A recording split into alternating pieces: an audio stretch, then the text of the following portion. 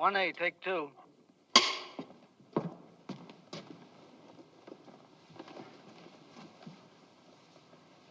Hello.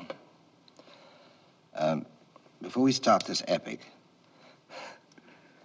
I wanted to remind you of some words from the Sermon on the Mount. Of course, you all know the Sermon on the Mount. I suppose our lives are largely ruled by the things that are written in the Sermon on the Mount. The Lord's prayers in the Sermon on the Mount. There's some other very beautiful things. There's a lovely one here that you'll remember. Blessed are the merciful, for they shall obtain mercy. And you remember that thing maybe that Solomon in all his glory was not as beautiful as the lilies of the field. Oh, and judge not that ye be not judged. It's a wonderful thing that we all try to live by and find it very hard to. However, the part of the Sermon on the Mount that has to do with our story is this part here. Beware of false prophets, which come to you in sheep's clothing, but inwardly they are ravening wolves. Ye shall know them by their fruits.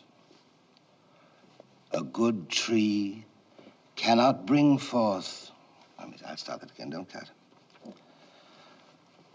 A good tree cannot bring forth evil fruit, neither can a corrupt tree bring forth... Oh, Lord, excuse me. I lost myself. No, don't cut it. Don't cut it. This is all voice. Beware of false prophets which come... Beware of false prophets which come to you in sheep's clothing, but inwardly they are ravening wolves. Ye shall know them by their fruits. A good tree cannot bring forth evil fruit, neither can a corrupt tree bring forth good fruit. Wherefore, by their fruits ye shall know them. Let's start again. Got plenty of film on the camera? Yes. How much, Charlie? All right. All right. Keep going. Now, let's be quiet, we're rolling. Charles Laughton was born in Scarborough, Yorkshire in 1899. In the 1920s, his parents sent him to London to learn the hotel trade, but he fell in love with acting and by 1931 was already starring in a play, Payment Deferred, first in London and then New York. Laughton achieved instant acclaim in films, too, as Henry VIII, as Ruggles of Redgap, as Captain Bligh. Shuttling back and forth between London and Hollywood, Laughton almost overnight became an international star character actor. He had an unconventional but successful marriage to Elsa Lanchester that lasted over 30 years, despite his many affairs with men on the side. By the 1940s, to paraphrase Billy Wilder's Norma Desmond, Laughton was still big, but some of the pictures were starting to get a little small. Searching for worthy projects, he starred in Bertolt Brecht's play Galileo in 1947, and he also began to do readings of classical literature on early television. In November of 1949, a young actor turned agent, Paul Gregory, was having a drink in a New York restaurant, and the TV set in the bar was showing Charles Laughton on The Ed Sullivan Show, reading from the Bible. Conversation ceased. The bartender stopped serving drinks. Everybody was mesmerized by Laughton's voice. Gregory immediately took a taxi to the TV theater, met Laughton at the stage door, and signed him up on the spot to make a nationwide personal appearance tour. In 1950, Laughton gave dozens of successful readings in cities coast to coast. Then, in 1951, Gregory proposed that Laughton form a drama quartet with 3 other actors to perform rarely seen dramatic works. Laughton directed 2 touring shows, George Bernard Shaw's Don Juan in Hell and Stephen Vincent Benet's John Brown's Body, featuring fellow thespians Charles Boyer, Cedric Hardwicke, Agnes Moorehead, Tyrone Power, Raymond Massey, and Judith Anderson. Then came a Laughton-directed Broadway smash, The Caine Mutiny Court Martial, with Henry Fonda. Now that Laughton had shown he could direct, he wanted to try filmmaking. He was hugely impressed with a 1953 bestseller by newcomer Davis Grubb, and so Paul Gregory purchased the film rights. A delighted Laughton announced his intentions. "When I first went to the movies, audiences sat in their seats straight. Now they slump down with their heads back or eat candy and popcorn. I want them to sit up straight again." Author Davis Grubb, himself a movie enthusiast, took a keen interest in the upcoming production and wrote lengthy letters with casting suggestions. How about Jane Darwell for the part of Rachel? No? Well, how about Miss Darwell as Icy Spoon? Grubb even sent dozens of sketches to show Laughton his ideas of how the various scenes should look on the screen.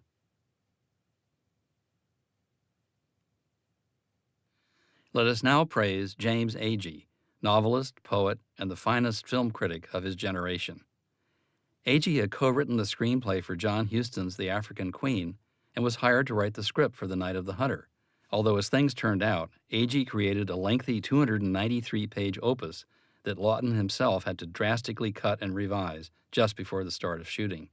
But the relationship began well, with the two men spending many hours at the Museum of Modern Art in New York viewing silent film classics, especially the early masterworks of D.W. Griffith, many of them featuring Lillian Gish.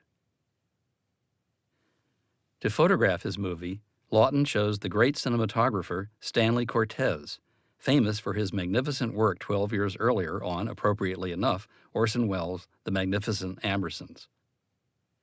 Charles Laughton had met Stanley Cortez on location in Paris during the shooting of The Man on the Eiffel Tower in 1948. The two men greatly respected each other's talent. In 1952, to have a little fun, Laughton had dispensed with his dignity and appeared in Abbott and Costello Meet Captain Kidd. Once again, the cinematographer was Stanley Cortez, and the two men renewed their friendship. Gifted composer Walter Schumann was selected to write music for the film. He was already well known as a leader of a popular choral group called The Voices of Walter Schumann, and even more famous as the composer of the musical theme for Jack Webb's popular TV show Dragnet. Schumann was a key member of the production team and was present throughout the filming. On August 15, 1954, shooting began at the RKO Pathé studio in Culver City, where parts of King Kong and Citizen Kane had been shot, and where producer David O. Selznick made most of his major films, including Gone with the Wind. Laughton was under tremendous pressure. He was still rewriting James Agee's massive script, and he faced a dauntingly brief shooting schedule of only 35 days. Concurrent with the start of production in the studio, a second-unit camera crew was given copies of maps supplied by Davis Grubb and sent to West Virginia. Terry Sanders, a UCLA Film School graduate whose impressive Civil War-themed short film, A Time Out of War, would shortly win an Academy Award, was hired to supervise the second-unit photography. Terry Sanders and his crew spent 3 weeks shooting along the Ohio River and in the West Virginia towns of Sistersville, Martinsville, and Moundsville, home of the state penitentiary.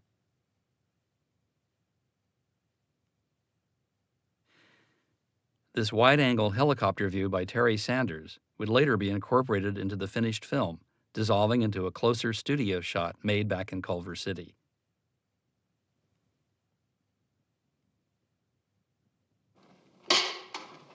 Go. Come on, Dahlia. What's wrong? Hey! Hey!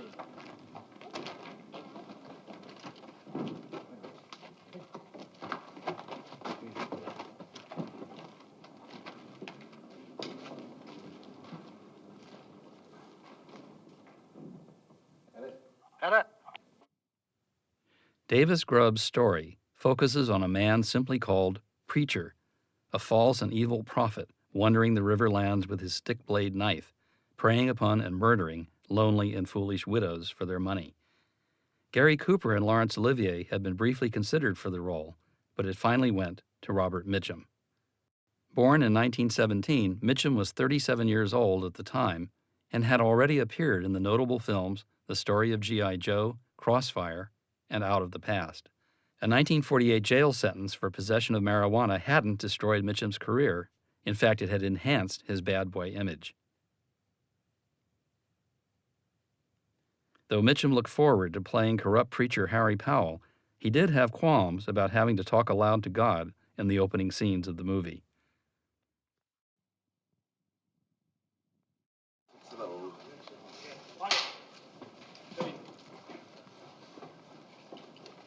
Say when. Okay. Well, now what's it to be, Lord? Another widow? How many's it been? 6? Well, I just remember. You say the word, Lord. I'm on my way.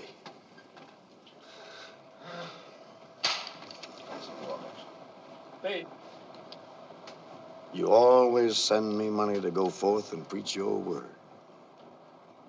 A widow with a little wad of bills hid away in a sugar bowl.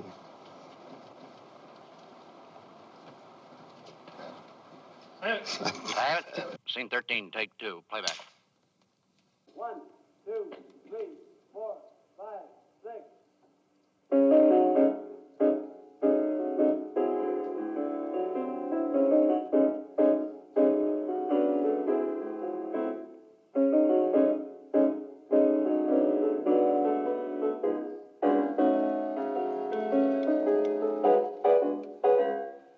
Take 2.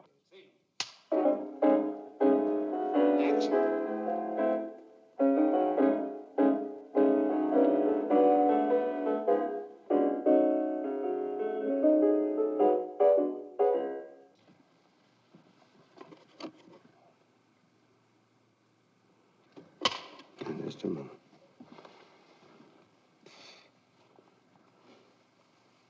Another slide. Ready? Go. Don't move it. No, just don't move it. Preacher Harry Powell is picked up by the state police and sentenced to 30 days in the Moundsville Penitentiary for the theft of a touring car. And now the story proper begins. In the words of Davis Grubb, this is a tale of 2 children, of all children. Once upon an evil time of hunger and depression in our land, they lived with their mother and father in a house by the river, cradled in the green arms of the great Ohio Valley. And their town was called Cresap's Landing, and the boy was called John, and the girl was Pearl. And their mother was Willa, and their father, Ben. And Ben was a good man in an evil time, a hungry time. And one day he took a gun to the bank where he drew his pay each week, and he slew 2 men. Wounded, he fled homeward with stolen money, praying in his broken mind and body that this would shield his children from the cold shadow of want that had chilled his own time on earth. Daddy!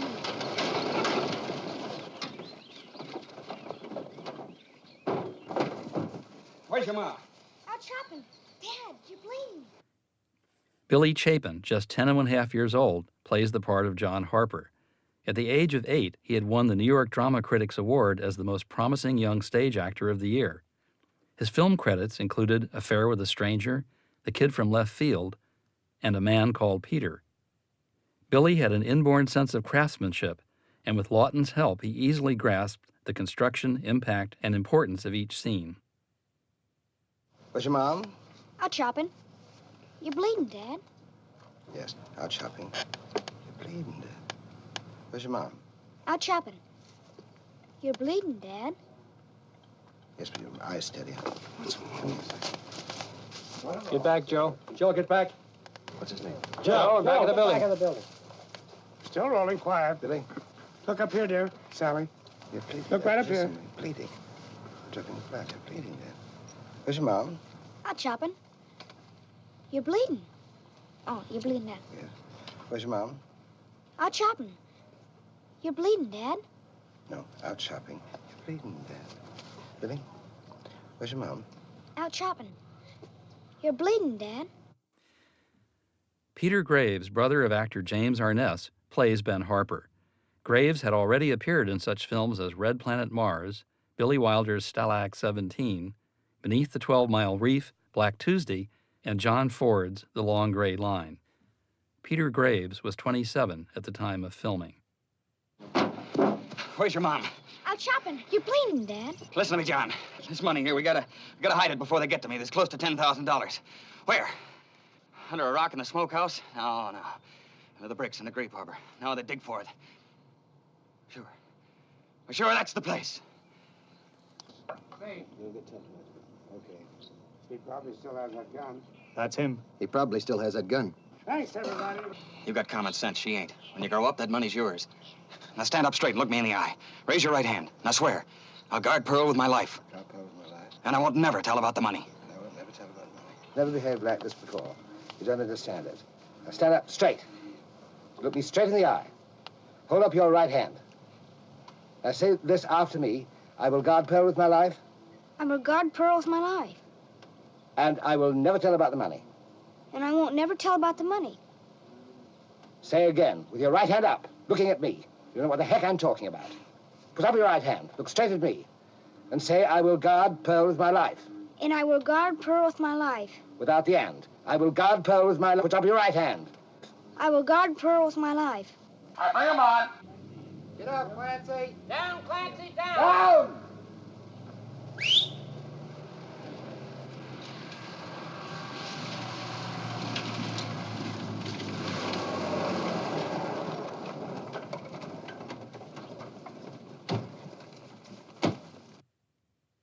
Sally Jane Bruce, only 5 years old, plays Little Pearl. Sally had recently won a singing contest sponsored by a local Los Angeles newspaper, and she had already appeared in a Columbia Pictures two-reeler entitled Kids Will Be Kids.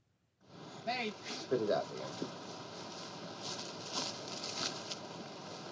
Peppermint. I did take one piece. It was peppermint. Yeah. Pearl, you swear too. Now look over there and laugh. I hear to me, dear. Who's that blue man? Look right to me, dear. Now say the line is to be said to me, isn't it? Yes. Honey, look at me. And then turn and look at Mr. Locke. Who's that blue man? Yonder. That's it, sweetheart. Do it again, will you? Look to me, dear. Who's that blue man yonder? Right. Look at little sister there. Who's them blue men yonder? Blue man? Ben Harper. Ben Harper. One, two.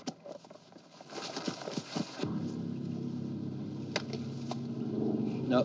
Step back and do it again. Don't anticipate this. Come. Hi. Now, Billy, to me, the beating of that up. The beating. Now look at me with a sickly smile. Sickly smile. You know, like just a sickly grin. Bare your teeth, a sickly grin. Say don't. Say don't. Say don't. Don't. Just a sickly grin, like a smile. Say don't now. Quiet. Don't. Now then shout at me. Don't. Now shout, real. Shout at me. That. Come on. Don't. Now then, say to me, Dad. Dad. No, just. Oh. This is the guy you've known all this time, and something terrible's happening, and just say, Dad. Dad.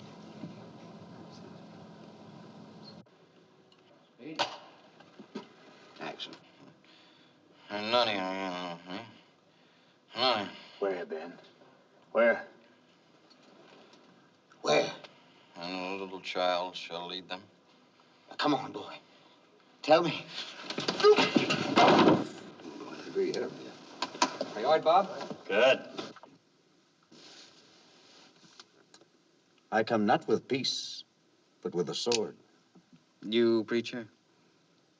This sword has served me through many an evil time, Ben Harper. What religion you profess, preacher? The religion the Almighty and me worked out between us. I'll bet. Salvation is a last-minute business, boy. Keep talking, preacher. Start the scene again and say betwixt instead of between. I come not with peace, but with a sword. You, preacher? This sword has served me through many an evil time, Ben Harper. What religion you profess, preacher? The religion the Almighty and me worked out betwixt us. I'll bet. Salvation is a last-minute business, boy. Keep talking, preacher. I would if I could remember the next line. All right. Salvation is a last-minute business, boy. Keep talking, preacher. If you used to let that money serve the Lord's purpose, he might feel kindly turned toward you. Keep talking, preacher. Now, don't you think the Lord might change his mind if you was to...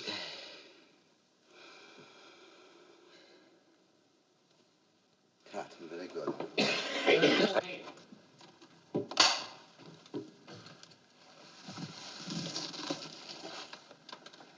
Lord, you sure knowed what you was doing when you brought me to this very cell at this very time. A man with $10,000 hid somewhere and a widder in the making. Cut. Thank you, Margaret. Very good. All right, action. Sing it against the camera, man. Playback. 1, 2, 3. Hing, hang, hung, see what the hangman done. Hung, hang, hing, see the robber swing. Hing, hang, hung. Put him to death. Go on. Hing, hang, Go on now. hing, hung. Now hung, hang. Go on, Wally. Hing, hang, hung. Cut.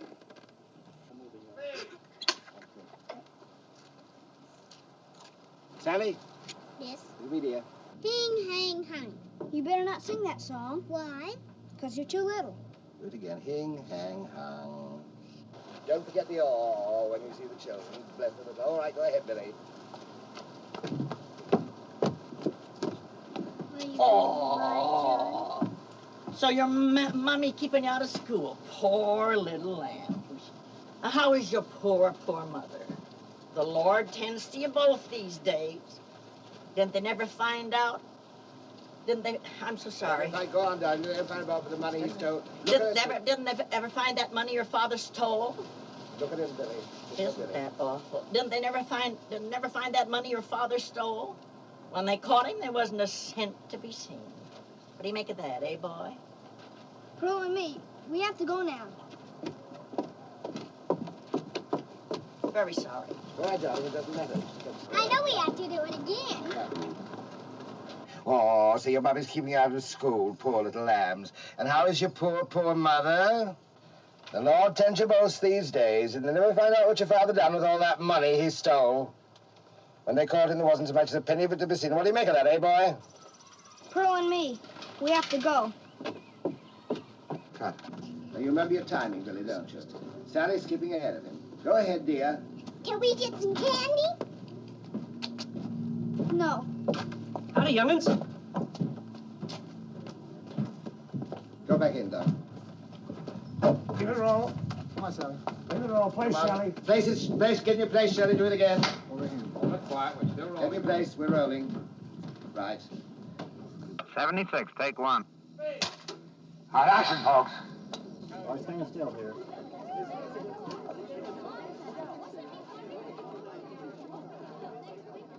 This nighttime shot does not appear in the final film. Instead, Laughton and film editor Robert Golden put in a stock shot originally filmed for 20th Century Fox in 1943 by second unit director Otto Brouwer of a sinister smoke-belching train to announce the arrival of sexually menacing Harry Powell.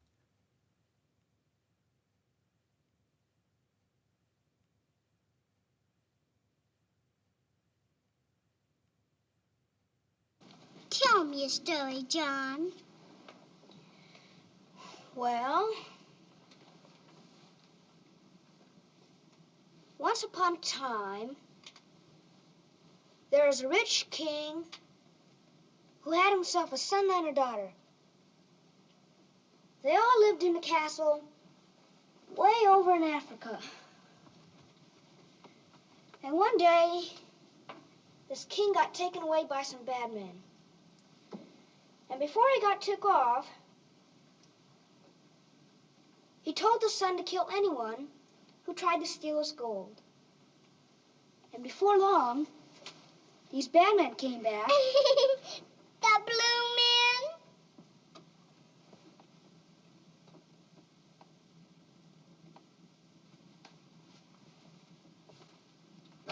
Sally, read the third story. Hmm? Yes. And these bad men came back and... The, the blue man? White Billy, come in and look at me. Just a man.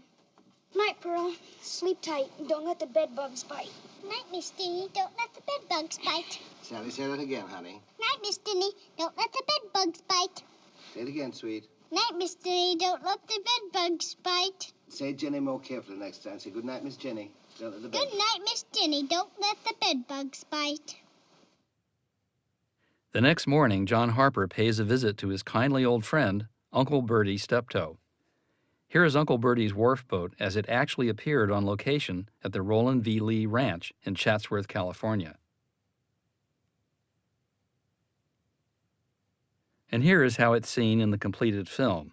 By means of optical printing, a steamboat photographed on the Mississippi River has been added. By the way, the next shot you'll see reminds me of a D.W. Griffith film. The composition, the backlighting, the grayish borders around the edge of the picture. And when you turn and wave to him, speak immediately. Don't pause, huh? All right, action.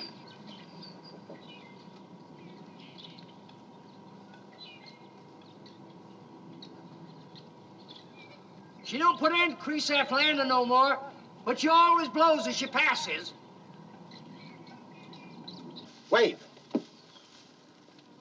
She don't put in the... Hey, more gloomy, brighter than that. Come on, wave. She don't put in Crescent's Landing no more, but she still blows as she passes. All right, Billy, come on.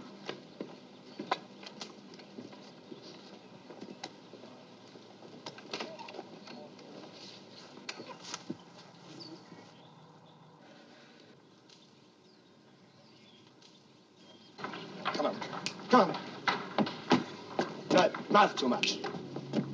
Right, come on. No, just eyes, not mouth. Come on. Don't react to her. Don't look at her, Shelley, except cast your eyes down when she speaks to you. Okay. God works in a mysterious way his wonders to perform. Wait a minute, start again. It's all right. It doesn't matter. You're not using that. You're not using that. Just look at him, sweetheart. That's right. It doesn't matter. We're not using it. Okay, go ahead. God works in a mysterious way his wonders to perform. Yes, I was with Brother Harper right up to the end. And now that I'm no longer employed by the penitentiary, it is my joy to bring this small comfort to his loved ones. God works in a mysterious way his wonders to perform. Yes, I was with Brother Harper right up to the end. No, start again. Look at Mitch. Look at Mitch, dear. No, look at him ordinary. And what are you chewing, sweetheart? God works in a mysterious way his wonders to perform. I was with Brother Harper right up to the end. And now that I'm no longer employed by the penitentiary, it is my joy to bring this small comfort to his loved ones. It's a mighty good man would go out of his way to bring a word of cheer to a grieving widow. Start again, please. I don't know what's the matter with me. I can't say that. Oh, I'm done. Start again. We're rolling. And now we're going to meet Willa Harper, played by Shelley Winters. At the age of 34, she had already trained at the Actors Studio in New York, and she had studied with Charles Laughton in Los Angeles. Her film work began in 1943 and included A Double Life and A Place in the Sun. So every time she speaks, you cast your eyes down. Okay. God works in a mysterious way his wonders to perform. Yes, I was with poor Brother Harper right up to the end. Now that I'm no longer employed at the penitentiary, it is my joy to bring this small comfort to his loved ones. Start again, will you, please, Sherry? Soft, relax your face, please. Close. And don't move your head much, please, during this. Just the expression of your eyes. Go ahead. God works in a mysterious way his wonders to perform. Yes, I was with Brother Harper right up to the end. And now that I'm no longer employed at the penitentiary, it is my joy to bring this small comfort to his loved ones. It's a mighty good man would go out of his way to bring a word of cheer to a grieving widow. So you ain't with the state no more, hmm? No, brother. I resigned only yesterday. The heart-rendering spectacle of them poor men was just too much for me. Ah, staring at my fingers, little lad. Shall I tell you the little story of left hand, right hand? Story of good and evil? H-A-T-E. It was with this left hand that old Brother Cain struck the blow that laid his brother low. L-O-V-E. Jesus. Okay. I'll be all right now. Would you like me to tell you the little story of right hand, left hand? The story of good and evil? H-A-T-E. It was with this hand that old Brother Cain struck the blow that laid his brother low.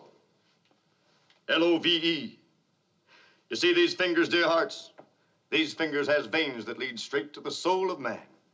The right hand, friends, the hand of love. Now watch, and I'll show you the story of life. These fingers, dear hearts, are always a warring and a tugging, one again to other. Now watch 'em. Old Brother Left Hand hates a fighting, and it looks like love's a goner. But wait a minute. Wait a minute. Hot dog. Love's a winning. Yes, sirree. Love. It's love that won. And old Brother Left Hand hates down for the count. I never heard it better told. By Christ, I didn't. Come on, Sarah. 108, take 5. You're in the take. Okay, mates, little pace. H-A-T-E. It was with this left hand that old Brother Cain struck the blow that laid his brother low. L-O-V-E. You see these fingers, dear hearts? These fingers has veins that lead straight to the soul of man. The right hand, friends, the hand of love. Now watch, and I'll show you the story of life. The fingers of these hands, dear hearts, they're always a tugging and a warring, one again to other. Look at 'em now. Old Left Hand hates a fighting, and it looks like love's a goner. But wait a minute. Wait a minute, hot dog, love's a winning. Yes, sirree, it's love that won, and old Left Hand hate's gone down for the count. I never heard it better told. I wish every soul in this community could get the benefit. Oh, you just got to stay for our picnic Sunday. No, I must wend my way down river on the Lord's business. You ain't leaving in no hurry if we can help it. My, that fudge smells yummy. It's for the picnic. And you don't get a smidgen of my fudge unless you stay for the picnic. Cut. Good. All right, play back. Action, children.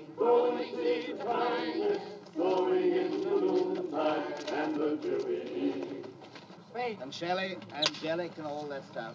That's right. Got action on the boat. Bring on the rowboat. All right, children, start your circle. Play back. Waiting for the harvest and the time of reaping, we shall come rejoicing, bringing in the sheep, bringing in the sheep, bringing in the sheep. We shall come rejoicing, bringing in the sheep, bringing in the sheep, bringing in the sheep. We shall come rejoicing, bringing in the sheep. Play back. Morning, sowing seeds of kindness, sowing in the noontide and the dewy eve, waiting for the harvest and the time of reaping, we shall come rejoicing, bringing in the sheep. Margaret, you're facing too much this way. Facing it. All right, action. Come on, sing. Sing! We shall come rejoicing, bringing in the sheep, Edna, come on. bringing in the sheep, bringing in the sheep. Margaret, come on. We shall come rejoicing, Betsy, come on. bringing in the sheep. Edna, round Bringing the sheaves. Bringing in the sheaves. Come on, We shall Margaret. come rejoicing, Betsy, get in the bringing in the way. sheep. Betsy, come round. Okay. Hold it. Bringing in. Don't he have the grandest singing voice? John, Pearl, run along and play, you two. Where? Down by the river. My goodness. That feller's just aching to settle down with some nice woman and make a home for himself. That's awful soon after Ben's passing. If ever I saw a sign from heaven, John don't like him much. Pearl dotes on him. Oh, the boy worries me, I see. I know it's silly, but it's like there was still something between him and his dad. What he needs is a dose of salts. Well, there's something else. What? The money. I declare, Willa Harper, you let that money haunt you to your grave. Oh, I would love to be satisfied that Harry Pa don't think I got that money hid somewhere. Evelyn Varden plays Icy Spoon. Miss Varden was born into a theatrical family in 1893, and she had appeared in the original 1936 production of Thornton Wilder's Our Town on Broadway. Her films, beginning in 1949, included Pinky, Cheaper by the Dozen, and Desiree. The voice that breathed o'er Eden and by calmness of soul in the chamber pot, darling. All right, let's go. You come right out and ask that man of God. Mr. Powell, clear that evil mud out of your soul. John Pearl, come along here and get some fudge. I don't want no fudge. You do what you're told. You go sit down by the river. Oh, I see on the side. Get along with you. All right, cut. Was she in the right position? Real picnic fudge and thing con artist. All right, Shelley. Did Ben Harper ever tell you what he'd done with the money he stole? My dear child, don't you know? Do it again, please. Softer on the don't you. Go ahead. Did Ben Harper ever tell you what he'd done with the money he stole? My dear child, don't you know? Go on, look over there, Evelyn. Look over there. Now come along back. Go ahead to the scene. She's mooning about Ben Harper. That wasn't love. That was just flapdoodle. Have some fudge lambs. When you've been married to a man 40 years, you know all that don't amount to a hill of beans. I've been married to my Walt that long, and I swear in all that time, I just lie there thinking about my canning.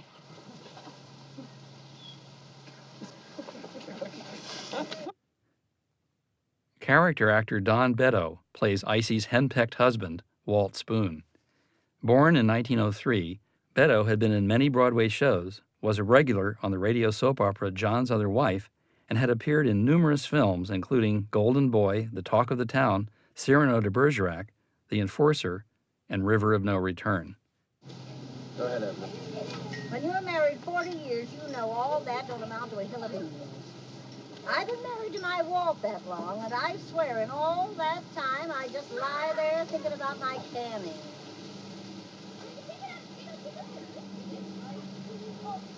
Do that again. This is too much. Go ahead. Girls, men are disgusting, except for Mitchum. Go ahead, Evelyn. When you've been married to a man 40 years, you know all that don't amount to a hill of beans. I've been married to my Walt that long, and I swear in all that time, I just lie there thinking about my canning. John! John!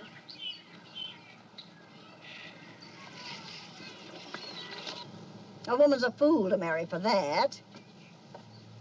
That's something for a man. Now, let us do it again. Not again. Quietly, darling. Calm yourself down. This is your philosophy of life. It's no I'll never get caught. Something good. Now, do it now. Go ahead now. A woman's a fool to marry for that. That's something for a man. Push too hard. Start The again. good Lord never meant... Push too hard. Start again. A woman's a fool to marry for that. That's something for a man. The good Lord never meant for a decent woman to want that. Not really want it. It's all just a fake and a pipe dream.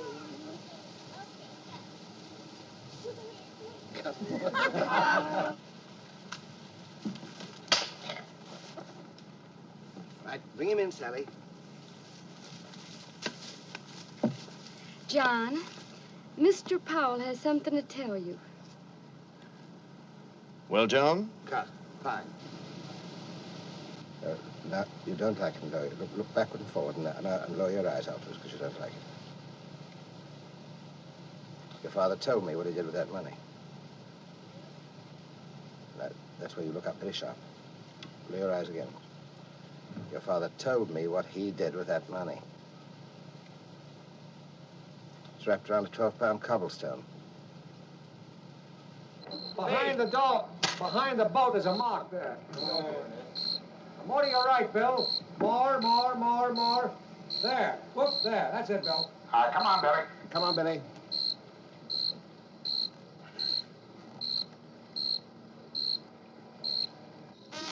$145, take one. Speed. All right, Billy. Is anybody here? Cut. 146, take six. Come along, William.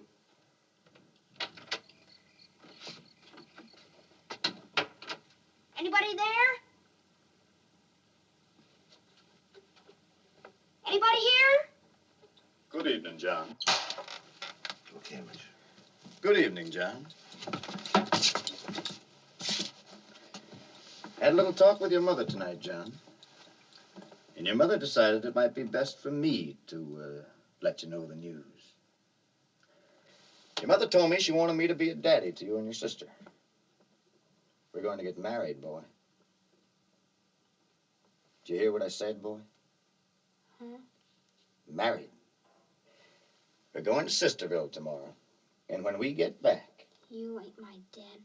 You'll never be my dad. When we get back, we're all going to be friends. And share our fortunes together, John. You think you can make me tell, but I won't. Tell me what, boy? Nothing. You'll notice that Billy Chapin thrusts his hand to his forehead in a very dramatic way. Laughton had immediate doubts about this and asked Billy Chapin's mother, would a child make a gesture like that? No, he wouldn't, said Mrs. Chapin, and so Laughton refilmed the shot the following day. Stand on the bottom steps. Now go ahead, begin. Now can I tell? Now can I tell? When Mr. Powell saw Daddy, then can I tell him about? You swore, Pearl. John, don't. But you promised Dad you wouldn't tell. I love Mr. Powell lots and lots, John. Don't you tell. Don't you never dare tell. Give me another flower and then we start going. Well, and now what happened? It wasn't quite so bad. Stand up. Pretty good picture, huh? Stand up, sweetheart. Now sit down. Sit down. Now can I tell? When Mr. Powell saw Daddy, then can I tell him about? Pearl, you swore. John, don't. I love Mr. Powell lots and lots, John. Don't you tell. Don't you never dare tell. All right. Now, do it again, children, and leave him space for his line, dear, which you haven't done. Remember when you said John, don't, it's my turn. And get hold of the things you have to say, John. Stand up, Sally, dear. Stand up, darling. Stand up. Sally. Camera's running. No, all right, that's right. Billy, say all right, Billy. Sally, pay attention to Billy. Wait a minute, do I take his line or action? Action, darling. No. Billy, say your line. Don't you tell. Don't you never dare tell. Evelyn. You get up off that dirty step, you and your nice new store clothes. Okay, cut. Go to him, Shelley. Now look at him. Man.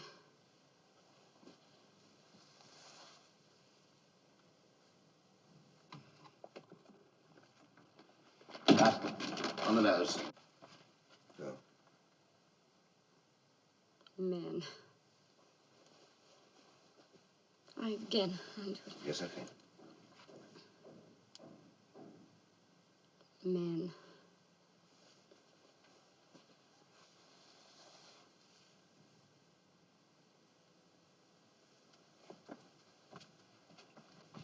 Go back and do it again. Camera's running. Be quiet, we're still rolling. I can see Marston. Man. Do that again, please. Too fussy.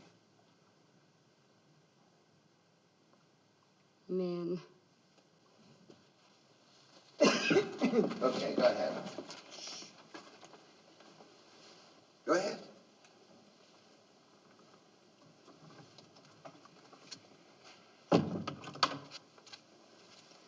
Harry. Fix that window shade.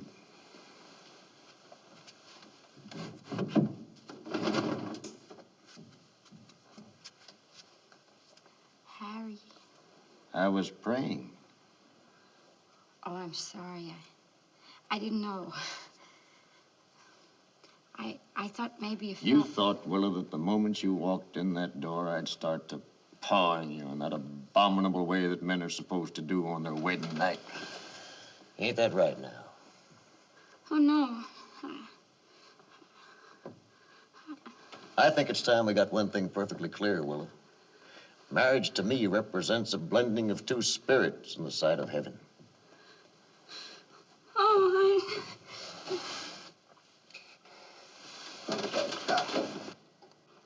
Harry? Fix that window shade. 100%. Lovely. Cut it. All right. Action, Rich. Fix that window shade. Harry. I was praying. Oh, I'm sorry, Harry. I didn't know. I thought. You thought, Willa, that the moment you walked in that door that I'd start to pawing you in that abominable way that men are supposed to do on their wedding nights. Ain't that right now? No, I thought. I think it's time we made one thing perfectly clear, Willa. Marriage to me represents a blending of two spirits in the eyes of heaven. Do it again. Sight of heaven. Yes, ma'am. Wait a minute. We're still rolling. Quiet. Okay, Madge. Fix that window shade.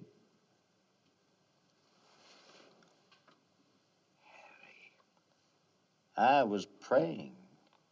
Oh, I'm sorry, Harry.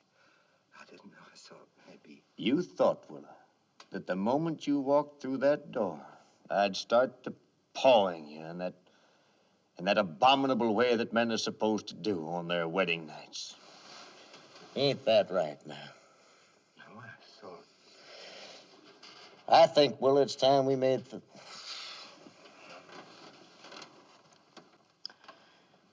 Just 1 second. I think your first speech is a little on the slow side, Mitch. Are you rolling? speed. You know, you thought, Willa, with the moment you walked in that door, I'd start into pawing you and feeling you. In the abominable way that men are supposed to do on their wedding nights. No. I think it's time we got one thing perfectly clear, Willa. Marriage to me represents not pawing people at all. It's just two spirits in the sight of God. I wouldn't touch you.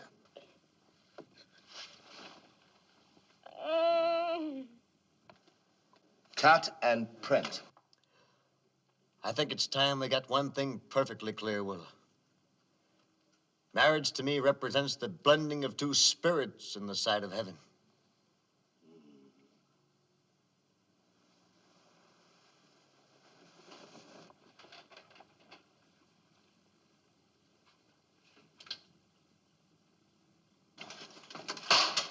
Go ahead, children. Very simple and sweet and easy timing. Okay. Get up, Willa. Harry, what? Get up. Would you start again, please, and not make that Harry Watt high-pitched? Simple question. Okay. Get up, Willa. Harry, what? Get up. You're wide-eyed and curious. You just want to please him, no more. Okay, Mitchell. Get up, Willa. Harry, what? Get up. Do it again, please, and answer him right away. Quiet. Go on. Get up, Willa. Harry, what? Get up. That's it. Now go look at yourself yonder in that mirror. Do as I say.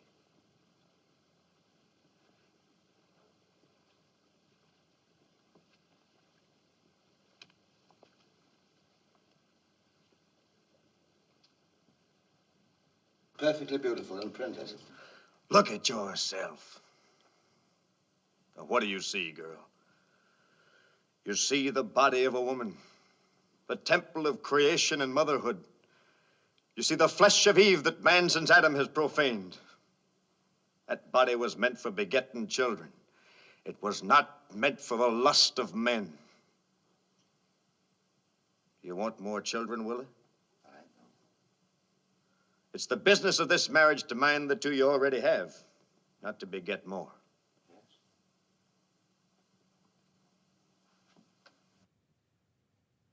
No picture survives for the following outtake. See what you think. Is Laughton really mad at Shelley Winters? Or is he just feigning anger to make her feel as humiliated and embarrassed as the character that she's playing? 159, take 10. Shelley, put your head up. Now drop it. Oh, Christ. Now then. Keep your goddamn mouth closed. There now. All right, Miss. Look at yourself. What do you see, girl? You see the body of a woman, the temple of motherhood and creation. You see the flesh that man since Adam has poontang. Yes, all right, all right. Start again, please. Flesh of Eve. Start again. Oh, well, if you want to scream, scream. Now hang your head. Go on, Mitch. Look at yourself. A little more lyric, Mitch, and not quite so heavy on the outside. It's, you want your own deep hatred of it, your own personal dislike of this crap. Okay, boy. Look at yourself. Now, what do you see, girl? You see the body of a woman, the temple of creation and motherhood. You see the flesh of Eve that man since Adam has profaned. That body was meant for begetting children. It was not meant for the lust of men. Do you want more children, Willa? No. It's the business of this marriage to mind the two you already have, not to beget more.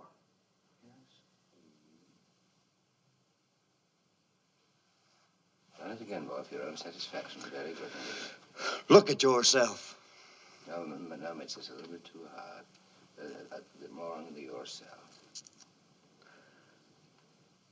Whisper in the night to the stars. Action. Please help me be clean, so I can be what Harry wants me to be. Now, do it again and say, help me to get clean. Help me to get clean, so I can be what Harry wants me to be. Do it again, a little quicker. Help me to get clean, so I can... Darling, it's too firm. Pinched. It should be pinched and, right. Do it again. Nasty woman. Help me to get clean, so I can be what Harry wants me to be. Cut. Wait a minute. 190, take 5. Hold on a second, Emmett. And Billy, be looking at Emmett. Hard. All right, go, Emmett.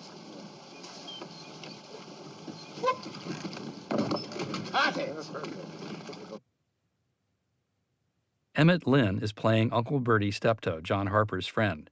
Born in 1901, Lynn had acted as a child in early D.W. Griffith films, had toured in Gus Edwards' famous act, School Days, and was a veteran of vaudeville, touring shows, radio, and over 100 low-budget Hollywood westerns. The previous year, he had acted with Billy Chapin in A Man Called Peter. I don't want to take the fun out of you. No. You've told me funny stories very quietly, and you've done very well. Don't let me take the fun out of you. All right. Go ahead. The meanest, orneriest, sneakingest critter in the whole river. You brought that line out too early. Start again, Phil. You've got to live in the world, little boy. Gar a little bit louder, please. Go ahead.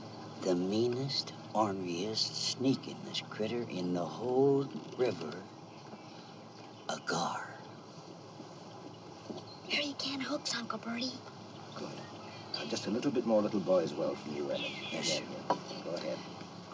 The meanest, orneriest, sneakingest critter in the whole river. A gar. Here you can hooks, Uncle Bertie.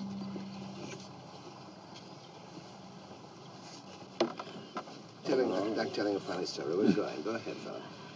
The meanest, orneriest, sneakingest critter in the whole river. A gar. Here you can hooks, Uncle Bertie. Oh, shoot, boy. There ain't nary a hook in the land that's strong enough to hook Mr. Gar. What a feller needs is mother wit and a horsehair. Golly, want to bust it, Uncle Bertie? Why, shucks, son. A horsehair is strong enough to hold a lumping whale. Do you mind my cussing, boy? No. Well, I'll tell you the reason I ask. Your steppaw being a preacher and all, I was never one for much for preachers. And I don't know what's wrong up at your house. But I want you to remember one thing, boy. If you ever need any help, you just start hollering and you just come a-running. Because old Uncle Bertie is your friend.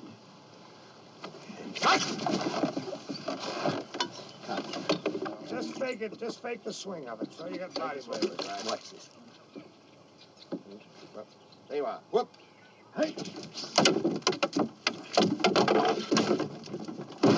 There, you snag-tooth, egg-sucking, bait-stealing so-and-so. There. You remember what I told you, son. If you ever get in a crack, you just come running. Can we eat him, Uncle Bertie? If you've got an appetite for bone and bitterness, you can. Laughton was not pleased with Emmett Lynn's performance. He was a stereotypical, folksy old codger, and when the director tried to tone down his mannerisms, he simply became dull and wooden. So Emmett Lynn was let go. Veteran character actor James Gleason was called in to take over the part. Born in 1882, he had a lengthy film career playing Irish cops, army officers, politicians, newspapermen, and other crusty types in films like Meet John Doe, Here Comes Mr. Jordan, Arsenic and Old Lace, and The Clock. He seems very comfortable in this part, as you'll see. Face and play it that way and don't pull any.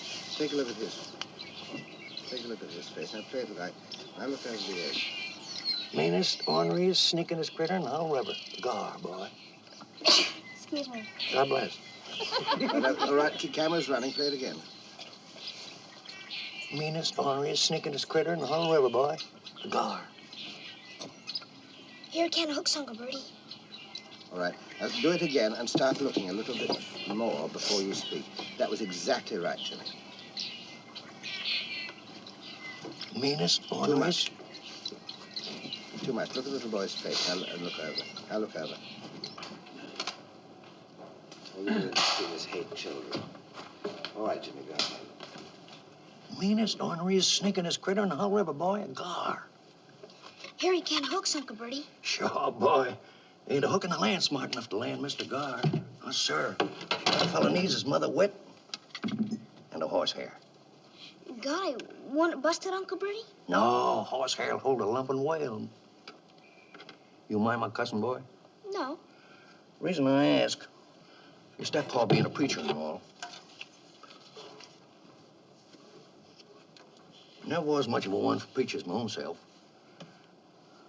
Don't know what's wrong up at your house. But always remember this, Cap. If you need help, come a-running, holler. Uncle Bertie's your friend. All right, go ahead, Jimmy. Just hold the can high, Billy. Yeah, I was going. Hey, boy, don't skip timing. Okay, Jimmy. You slimy snag-tooth, bait-stealing. Mind what I told you now. If you get in a crack, just come a-running. Can we eat him, Uncle Bertie? If you got an appetite for bones and bitterness. Pat? All right, Eddie.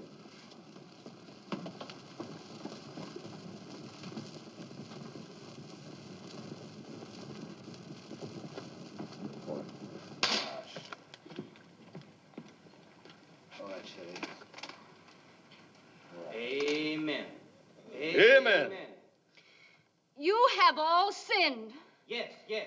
But which one of you can say, as I can say, that I drove a good man to murder because I kept a hounding him for perfume and clothes and face paint? All right, Shelley, start again. It's not deep down. It's harsh on the time. Good rule. Now, Shelley, before you begin, just do a prayer quite high. Any kind of a prayer that you know. Loud. Loud. Shema Yisrael Adonai Eloheinu Adonai Echad. Now, all right, amen. Amen. Amen. You have all sinned. Yes, yes. But which one of you can say, as I can say, that I drove a good man to murder? Because I kept a hounding him for perfume and paint and clothes. And he come to me, and he give me this money, and he said, you take the money, and you buy yourself the face paint and the perfume. But brethren, that's where the Lord stepped in. Oh, that's where the Lord stepped in. And Look here. 63, take 2. Valley of death, I shall fear no evil, for thou art with me. You have all sinned. But which of you can say? Excuse me, there's an amen just out. I'm sorry. It's all right. Finish one line of the prayer. Valley of shadow, valley of death, I shall fear no evil, for thou art with me. Rod and staff, they comfort me. Amen. Amen. You have all sinned. Yes. But which one of you can say, as I can say, that I drove a good man to murder because I kept a hounding him for clothes and perfume and face paint? And he slew 2 human beings. And he come to me and he said, you take this money and you buy yourself some clothes and face paint. But brethren, oh, that's where the Lord stepped in. That's where the Lord stepped in. Yes. And he told this man. Yes. He said to him, you take that money. You take that Excuse me, money. just go back one moment. That's the Lord speaking to you. Yes. And he told that man. He said the Lord to that man, you take that money and you throw it in the river. Yes. Hallelujah. Throw that money in the river. Throw it in the river. In the river. And pray. Don't cut. Once more. After in the river, I want to hear that word river. In the river. In the river. Wait a bit now. Wait till I've said it twice. In the river. In the river. Wait till I've said it twice. And then I want to hear that word. Let me conduct you. Wait a minute. In the river. In the river. In the river. David? 196, take 4. She thinks that money's at the bottom of the river. But you and me, we know better, don't we, little lad? I'm talking to you about baseball, and that doesn't fool you at all. It eventually popped the question, where's the money hid? I don't know. Now, when I said just much more steady than that, I don't know. You see, wait a bit now. Where's the money hid? I don't know. Yes, but half smile. Where's the money hidden? Don't move your head. Half smile. I don't know. Okay, cut. Okay. John's a fellow who likes to keep secrets. I'll tell you a secret. Yes? I knowed your daddy. And you know what he said to me? He said, you tell my little girl, Pearl, that there's to be no secrets between her and you. Yes. All right, now it's your turn. Well, all right. Well, you tell me a secret.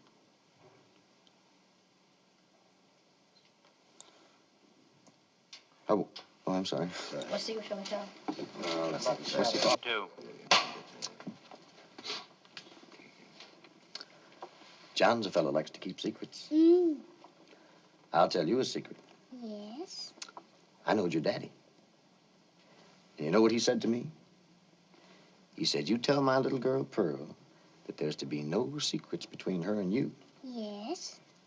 All right, now it's your turn. What secret shall I tell? Oh, how old are you? That's no secret. I'm 5. Sure, that's no secret. What's your name? You're just fooling. My name's Pearl. Well, I reckon I'll have to try again. Where's the money hid?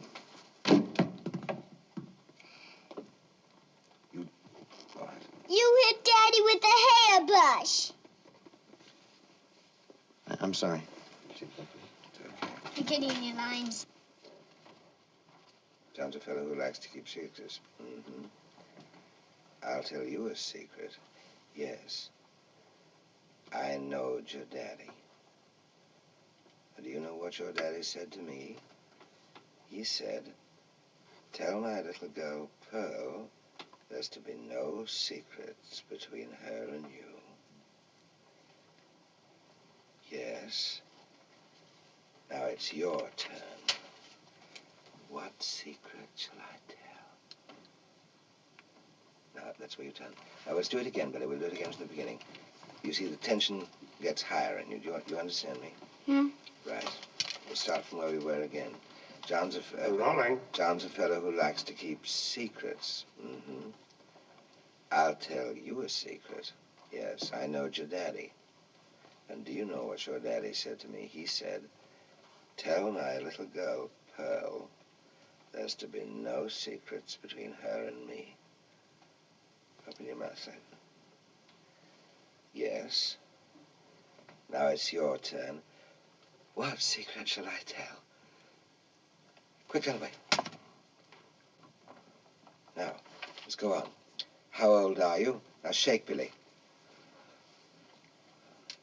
Can't keep yourself still. Hold her hands to your side. Shiver like you're cold. Real cold. Shiver. That's it. That's it. That's no secret. I'm 5. Sure, that's no secret. What's your name? You're just fooling. My name's Pearl. Tighter. I reckon I'll have to try again. Where's the money hid? Turn around quickly. Throw it at me. All right. Put it down. Never mind. Turn your back.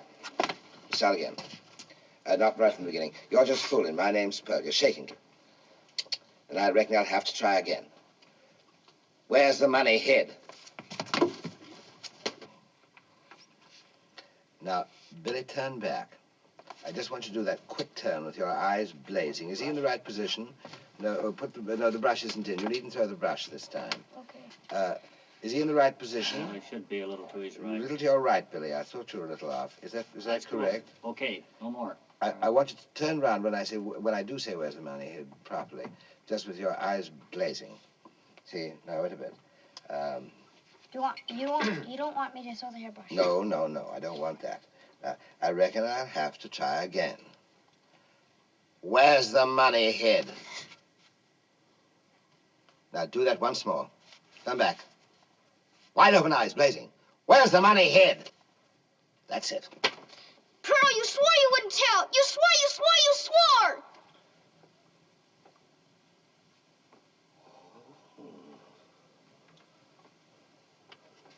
Tremble your upper lip, Billy. No, not your bottom one, son. Tremble your... That's it, boy. Now, tighten your mouth.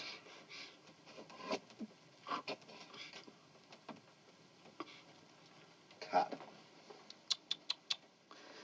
Well, I reckon I'll have to try again. Where's the money hid? You swore you wouldn't tell. You swore. You swore you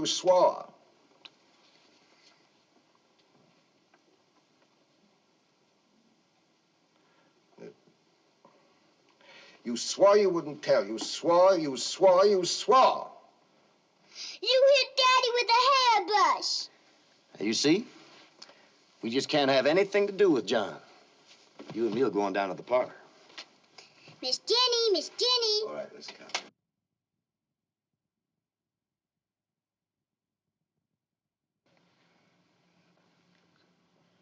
John's bad. Now say that again, sweetheart. Say, John's bad. John's bad.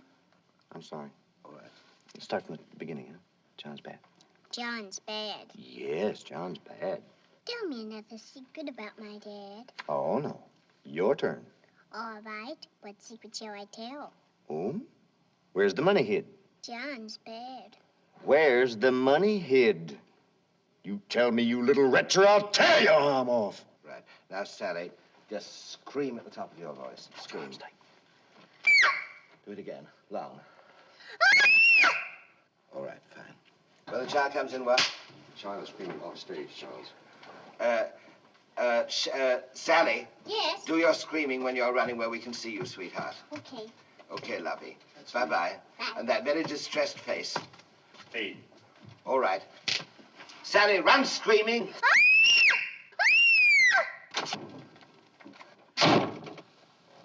Didn't expect you home so soon. I didn't expect you home so soon, I think. I don't know. Try it that way. That's all right. Hello. Didn't expect you home so soon. It's a very, very sweet smile at him. Very sweet, sweet smile, darling. A sweet smile, more than that. More than that, darling. That's it, that's it. Now shake your head slightly. Come out. No, no, that's too much shaking. Too much shaking your head. Too much. That's it, now. Here on the set at the RKO Pathé studio are Charles Laughton, Stanley Cortez, and the crew, along with Shelley Winters, filming the murder scene. In a few moments, to demonstrate Laughton's perfectionism, we're going to show you all of the takes of Shelley Winters saying one small line again and again until he's fully satisfied. Heartless, nothing. Satan is empty. Go ahead, Shelley. Amen. Are you through praying? I'm through, Harry. You were listening outside the parlor window. It ain't in the river, is it, Harry? Answer me. Ben never told you he throwed it in the river, did he? Will you do it again, please? And Shelley, will you turn your head? Take it, Shelley. Humphrey hits you. And don't forget the emptiness of Satan and the sentimentality of the religious card. Okay, now, Shelley, start again, sweetheart. Amen. Are you through praying? I'm through, Harry. You were listening outside the parlor window. It ain't in the river, is it, Harry? Start Answer again, me. Mission. You've got your head down. Empty, cold statue. Iron cold, like touching metal, cold to your hand. All right, Jelly.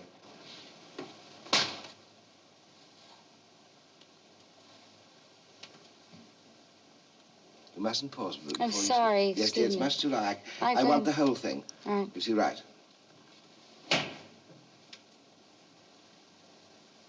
The children know where it's... Yeah, see God as you turn around, right.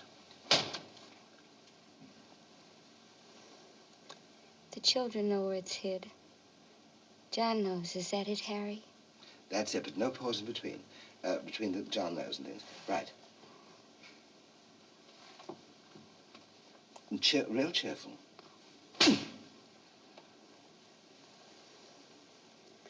The children know where it's hid.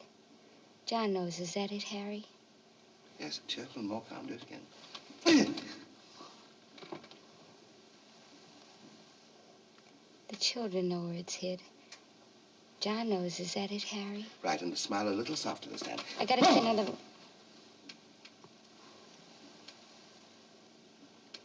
No, you too much. Cut a second.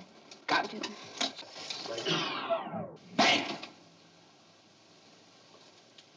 The children know where it's hid. John knows. Is that it, Harry? Now do it again, but the children knows where it's hid, right?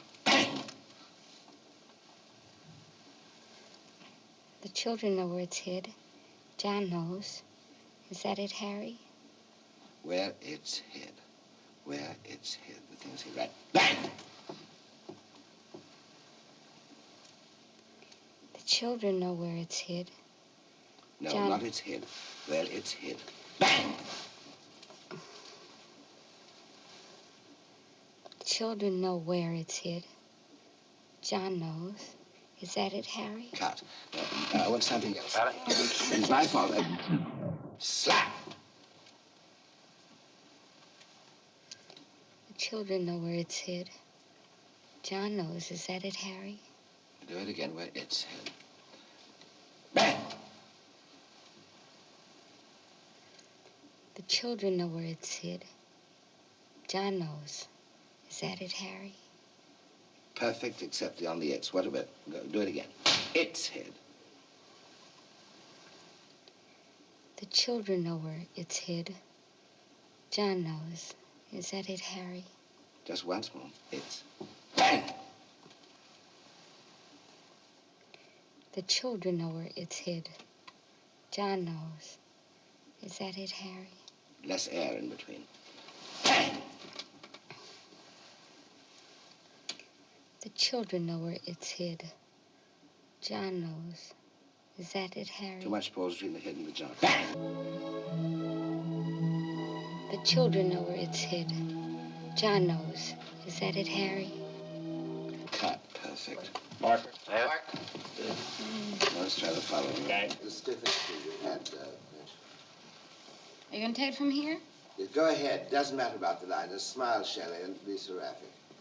Go ahead, Mitch. Just go on talking, Shelley. Go on. Action.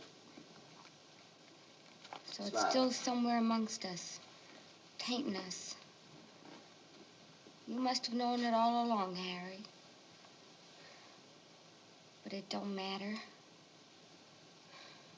That ain't why you married me. I know that much. God wouldn't let it be that way. Mitch, will you do that gesture once more, and don't speed it up at the end.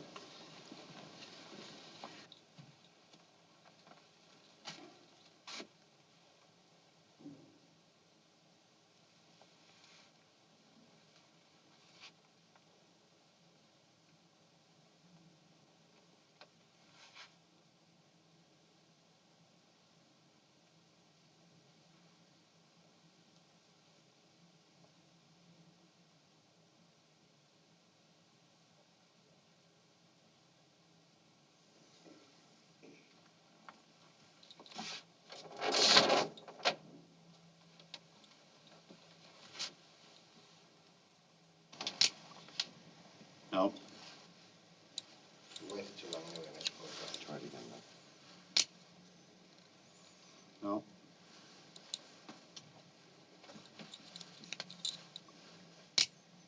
There. Okay. You should drop it. You like that one? Well, I'm going to kick off. Shelley, sweetheart. Just that darling smile of yours. It's not a real darling smile like you smile at me. That's it. Smile as you like when you look at me when you trust me. That's it. Go ahead.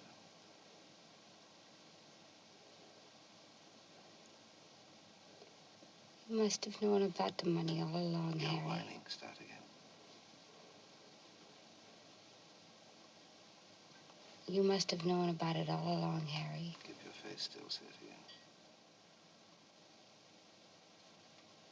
You must have known about it all along, Harry. Be sorry for me. But that ain't the reason why you married me. I know that much. It couldn't be. Because the Lord just wouldn't let it. Say that again, and when you say the Lord, see him.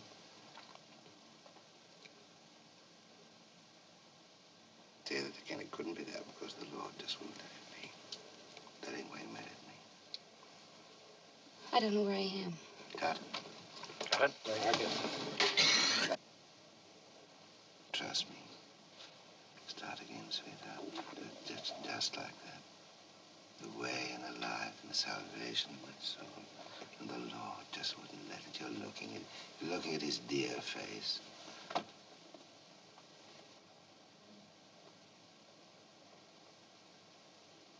So you must have known about it all along, Harry. But that ain't the reason why you married me. I know that much. It couldn't be that. Because the Lord just wouldn't let it be. All right, Cut, we have it. In a way, you might say that the money really brought us together. The rest don't matter.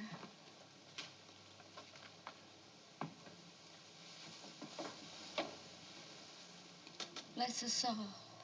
Cut, fine.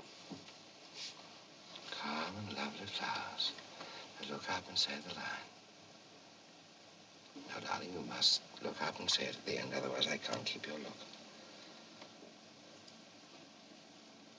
Bless us all.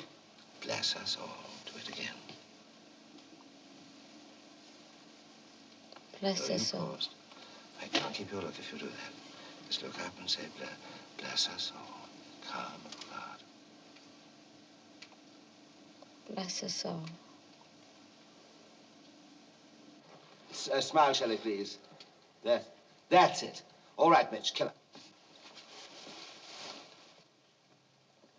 Cut. All right. Come on, quick. Walt, come quick. What's wrong, Mother? Shh. Sorry. Come on. Walt, come quick. What's wrong, Mother? Shh. He's in there. Oh, Mr. Powell. Willa has run away. Let me do that again. I'm sorry. I certainly won't. Go ahead. Walt, come quick. What's wrong, Mother? Shh. He's in there. Oh, Mr. Powell. Willa has run away. Well, I'll be switched. Just went. She took out sometime in the night in that old Model T. Is he hit pretty bad? All to pieces. Well, there's a little peach brandy here. Walt. Maybe just a sip. A man of the cloth. Walt Spoon, that's for sickness in the house. Well, what can we do, Mother? But I thought if you went and talked to him, you know, another man. Come on. Do it again, a little more delicate. Better timing. You can do it better timing than that. Delicate, come on. You're a man of sorrows. All right, go ahead. Mr. Powell. Is there anything... No, it's my shame. It's my crown of thorns. I must wear it bravely. What could have possessed that girl? Satan. Didn't you have no inkling? Yes, I did from the very first night. First night? Our honeymoon. How's that? She turned me out of the bed.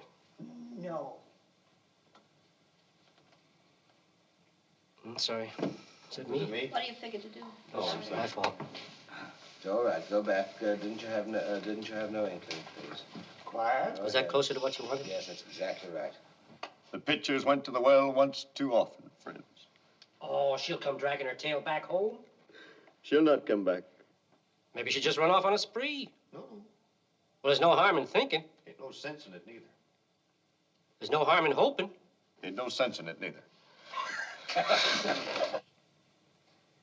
Just try saying that line. She'll come dragging her tail back home with a little more knowledge. What's the key? You know women. Mm-hmm. The pitcher has went to the well once too often, my friend. Oh, she'll come dragging her tail back home. Try it without the O. Give him the cue.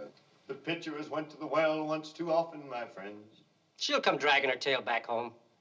No, I reckon it's safe to promise you she won't be back. This famous shot was made in a water tank at Republic Pictures Studio. Maurice Siderman, who had done Orson Welles' makeup for Citizen Kane, produced a startlingly lifelike, or maybe we should say deathlike, mannequin of Shelley Winters after taking a cast of her face. Stanley Cortez used two cameras, one portable and waterproof, operated by a scuba dive-fitted operator, the other shooting through glass at the side of the tank. Okay, old man, just look over and see what it is. No, Jimmy, you didn't look over ordinary enough. Go back and do it again. Another. That, go.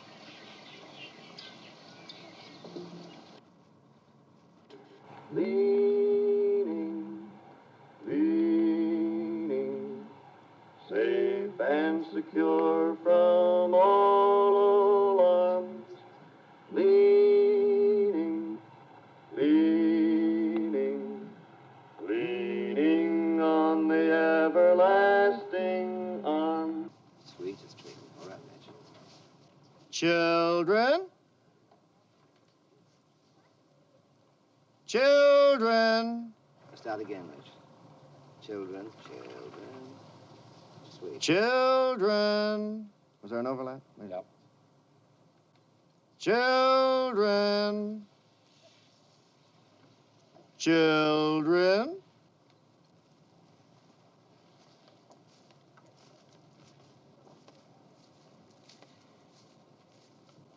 Children. All right, Sally, honey. Why do we have to hide, John? Careful. Speak, Sally. Where's Mom? She's gone to Moundsville. To see Dad? Yes, I reckon that's it. Children. Do it again, children. Get them up and do it again. The camera's right. All right. Never mind. for the cold. Yes, I know, darling. Put your chin right down, right shoulder, your head close to his. Go ahead, Sally. Why do we have to hide, John? Careful. Speak, Sally. Where's Mom? She's gone to Moundsville. Is she dead? Yes, I reckon that's it. Children. All right, you go. To see Dad? Yes, I reckon that's it. Now, that's a lie. It's not true, what you're saying. You know darned well your father's dead. He's not in Moundsville at all. To see Dad? Yes, I reckon that's it. Do it again. Because she's little. Has he gone to Moundsville to see Dad? Yes, I reckon that's it. Well, do it again and do it steady at me. Has he gone to Moundsville to see Dad? Yes, I reckon that's it. Okay, cut. Go ahead, Dad. Yes, I reckon that's it. Children. Pearl, someone's after us. I want to go upstairs. It's cold and spidery down here. I'm hungry, John. Now listen to me, Pearl. Yous and me is running off tonight. Why? Well, if we stay here, something awful will happen to us. Won't Daddy Powell take care of us? No, that's just it. No. All right, that's swell. Keep the camera running and do it again. Well, there's one line in there. I don't know. Billy, just don't speak so quickly, dear. Till after she gets down, honey. Okay. Here. Come on, save it. Okay. We have to save it. Like you got a slate. All right, help her down, Billy. Yes, I reckon that's it. Children. No, dear, do that again, dear. Don't look around until he calls, dear. Otherwise, you're not doing it at the same time. Up, Pete. That's it. This is how I'm going to make this movie. Just grab Dolly by the hand. That's it. Right. All right. Now, you look at it. You help her down, Billy. Yes, I reckon that's it. Children. Someone's after us, Pearl. I want to go upstairs. It's cold and spidery down here. I'm hungry. Now listen to me, Pearl. Yous and me is running off tonight. Why? If we stay here, something awful will happen to us. Won't Daddy Powell take care of us? No, that's just it. No. All right, children, do it again. What? It's all right, sweetheart. We do it again. Do it again. That's fine. Uppy, and do it again. And when you say cold and spidery down here, just look straight to John. Don't look round at us. Uppy, dear. Quiet, please. You all right? Now help her down. And don't look up until he says children. That's all right, Billy. Help her down. Yes, I reckon that's it. Children. Sweetheart, to start again, darling, and don't expect... Can't hear you. Yes, I know, dear. All right. You don't know. You're not quick enough on that call. Yeah, all right, Hitty. Now then, it's all right. Help her down. Help her down. Yes, I reckon that's it. Children. Someone's after us, Pearl. I want to go upstairs. It's cold and spidery down here. I'm hungry, John. Now listen to me, Pearl. Yous and me's running off tonight. Why? If we stay here, something awful will happen to us. Won't Daddy Powell take care of us? No, that's just it. No. Cut. Hope that's a pinch. No. Nasty things. Turn your head away. Now, someone is after us, Pearl. I want to go upstairs. It's cold and spidery down here. I'm hungry, John. Now, listen to me, Pearl. You and me's running off tonight. Why? Well, if we stay here, something awful will happen to us. Won't Daddy Powell take care of us? Now, well, I will ask you that question again. You look at me, honey. If we stay here, something awful will happen to us. Won't Daddy Powell take care of us? No, that's just it. No. Now, I want to give you that again. Keep your dolly down, darling. Now, listen to me, Pearl. You and me is going off tonight. Why? If we stay here, something awful will happen to us. Won't Daddy Powell take care of us? No, that's just it. No. I want to ask you that question again. If we stay here, keep your dolly there, dear. If we stay here, sweetheart, look at me, darling. If we stay here, look at me, darling. If we stay here, look at me, dear. If we stay here, something awful will happen to us. Won't Daddy Powell take care of us? No, that's just it, no. If we stay here, something awful will happen to us. Won't Daddy Powell take care of us? No. Now, we'll start the scene again and we'll turn your head away, darling. Someone is after us, Pearl. I want to go upstairs. It's cold and spidery down here. I'm hungry, John. Now, listen to me, Pearl. You and me's running off tonight. Why? If we stay here, something awful will happen to us. Won't Daddy Powell take care of us? No. That's just it, no. Okay. Thank you very much, Sally. Very good. Now, just talk to your little sister. Someone's after us, Pearl. I want to go upstairs. It's cold and spidery down here. I'm hungry. If we stay here, something awful will happen to us. Aye? All right, let's start again. And I think you looked up somewhere there, didn't you, old man? Do you remember where you looked up? Start again. Now, start again. Put your hands to your side. Start again in that solemn way and keep your little sister in her place. You know, she's a girl, and that means something, and she's younger, too. Right, go ahead. Something awful's going to happen. Someone's after us, Pearl. Start again, very, very solemn. Someone's after us, Pearl. I want to go upstairs. It's cold and spidery down here. I'm hungry. Now listen to me, Pearl. You and me is running off tonight. Right. If we stay here, something awful is going to happen to us. Now say that line again. But something awful's going to happen to us. You suspect it's a knife. Why? Won't Daddy Powell take care of us? No. It's just it.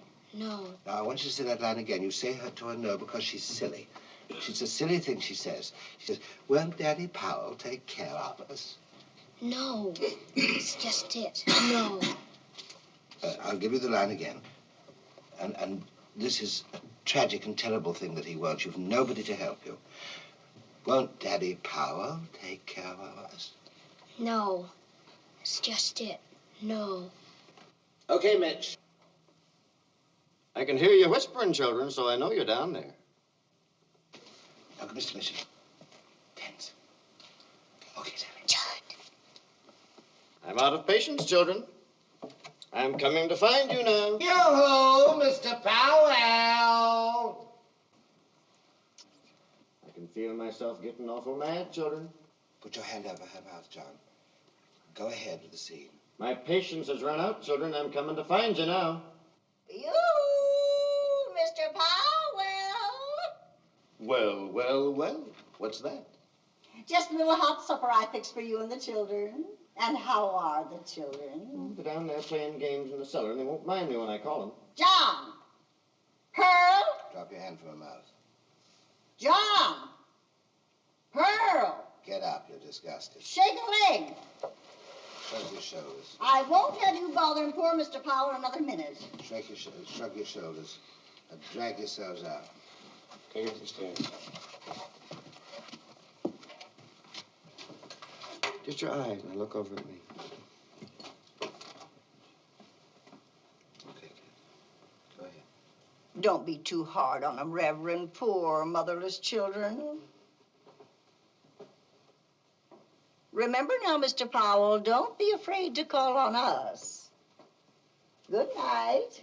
Good night, Miss Boone, and thank you again. Now, weren't you afraid, little lambs, down there in all that dark?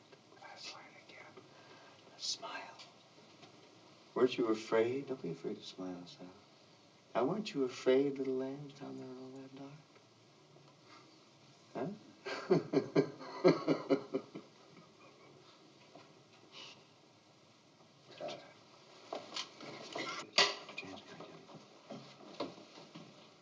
I'm hungry. What's my small face? I'm hungry. Sure. And there's fried chicken and sweet potatoes and cornbread and apple cobbler. Can I have my supper, please? I'm sorry, sweetie.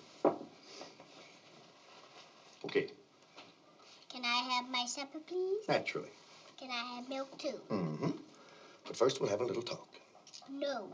I'm sorry. Let's start from the beginning. You're getting your lines again. About our secrets. Okay? I'm hungry. Sure. And there's fried chicken, candied sweets, cornbread, apple cobbler. Can I have... Wait, we'll start again, honey.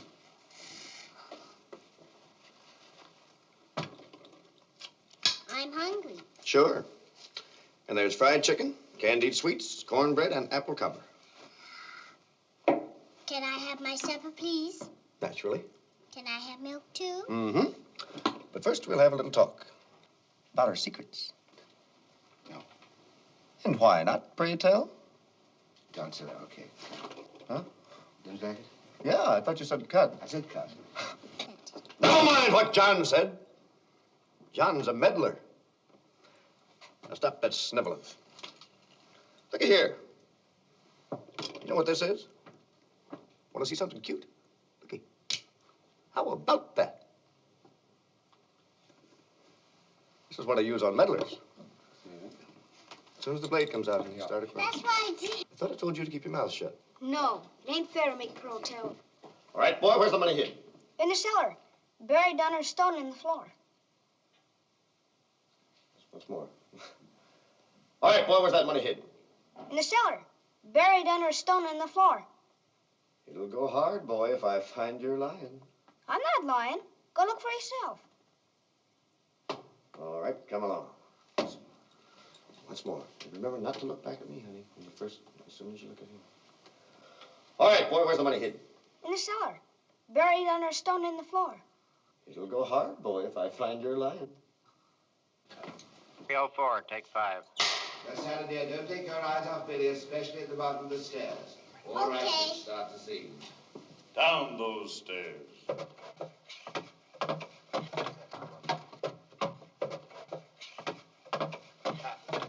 Your eyes and your brother with your mouth open. Wait a minute. It's that knife that's bothering you. It's that knife upstairs. Keep your mouth open, Sally. Go ahead. Oh, no, you don't. All right, cut. This is concrete. John made a sin. John told a lie. Well, good boy. You understand me? Right. Go. The Lord's a talking to me now. He's a saying, a liar is an abomination before mine eyes. Speak, boy. Where's it hid? Speak. Speak, or I'll cut your throat and leave you to bleed like a hog. Leave you to drip. Schmidt. All right, Sally. Stop crying out loud, darling. Crying out loud, darling. Stop crying. He's trying to kill your brother, darling. You've got to make a noise about it. Look at what's happening over here. Now, cry loud like that. Like that. Now, cry out loud, darling. Make a noise. Now hold Miss Jenny up. Say, inside my door. Inside my dough, inside my dough. Now hold Miss Jenny up high and hold it right out to me. Inside my dough, inside my dough. Can you say that louder, sweetheart? Inside my dough, inside my dough. Yes, but look at me when you say it, dear. Inside my dough, inside my dough. Now say that again and shout it at me. Inside my dough, inside my dough. Now do that again with your eyes open and shout it Inside at me. my dough, inside my dough. But don't take your eyes off me, darling. Inside my dough, inside my dough. You looked away from me, darling. Go to your mother, dear. Seven. Darling, put your head to the wall. The dog with the arm and hold Miss Jenny out. Are my tears still on? Yes, dear, they are. They're lovely. Now you put your head to the wall, Pun. Now you hold Miss Jenny right out towards them. Inside my doll, inside my doll. Inside my dough, inside my dough. The doll. Why, sure. Last place anybody think to look.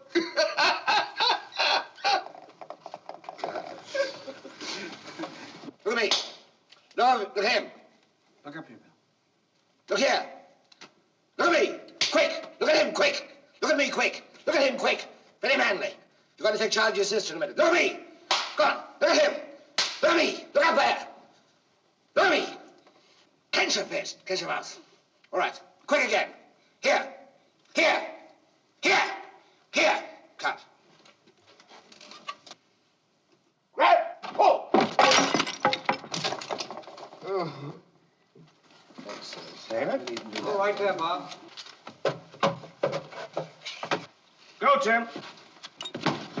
Put your hands out. Okay. Billy, looking at that spot. Wild, staring eyes. Really wild. Wild. Wild eyes. Wild eyes. No! Okay. Does the door slam? No, it stays there. No! Put your head back when you do it next time. Huh? Put your head back when you do it next time. No! Can't. Okay.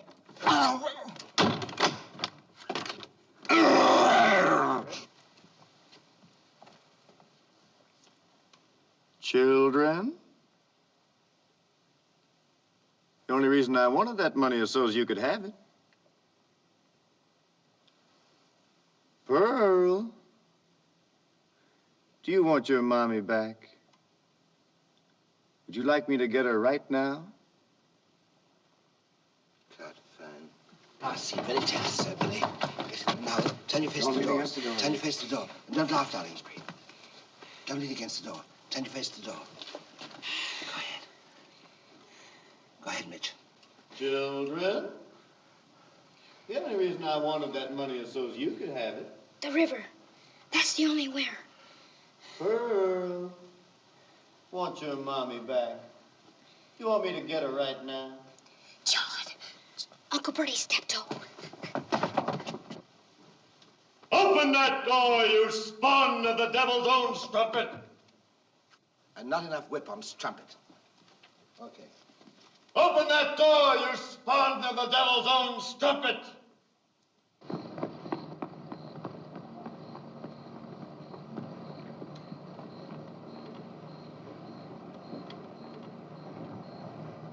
Everything's awful. Go out of breath now. It's me, John Harper and Pearl. You told us to come whenever we needed you. Honey? Uncle Bertie, oh, please. Please, wake up! Never done it, Johnny. I couldn't do such a terrible thing. I swear it on the book. Never done it. Never.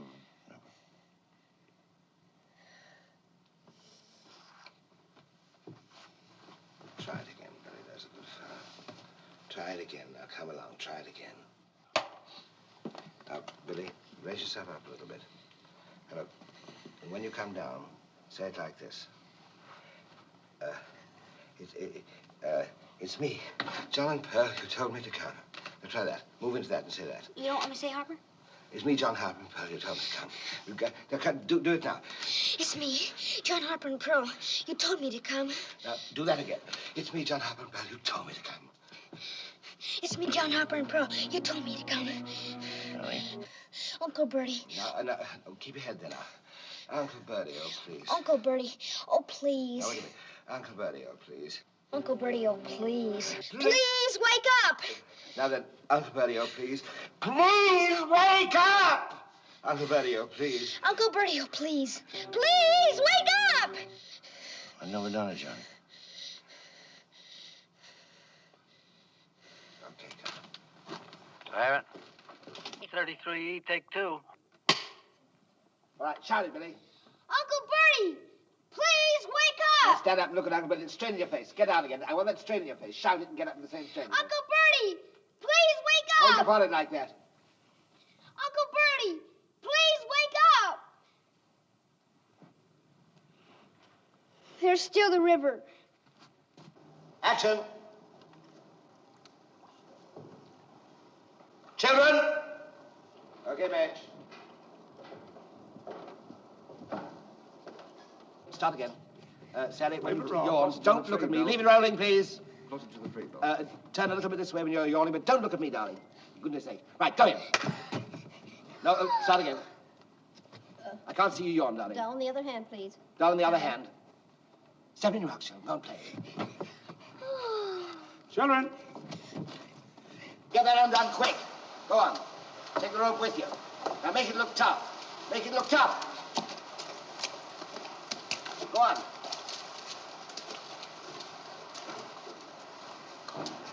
You hated the mud, beastly mud. Try and make your way through it. Children! Mitch, this is knife and eye. Come on.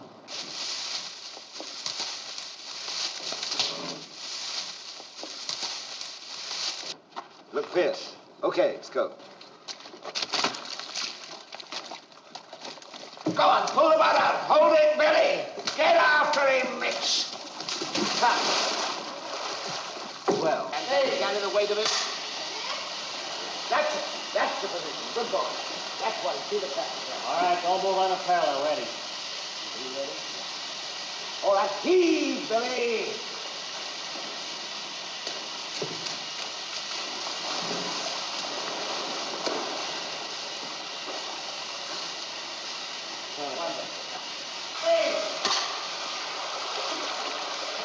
All right, mate.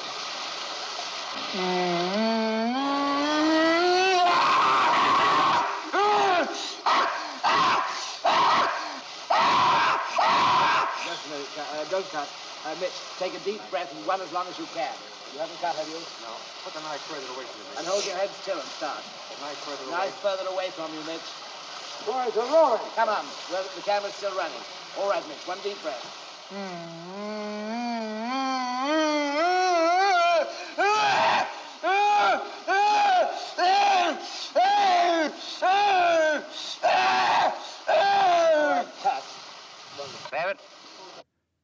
I mentioned earlier that Sally Jane Bruce had won a singing contest.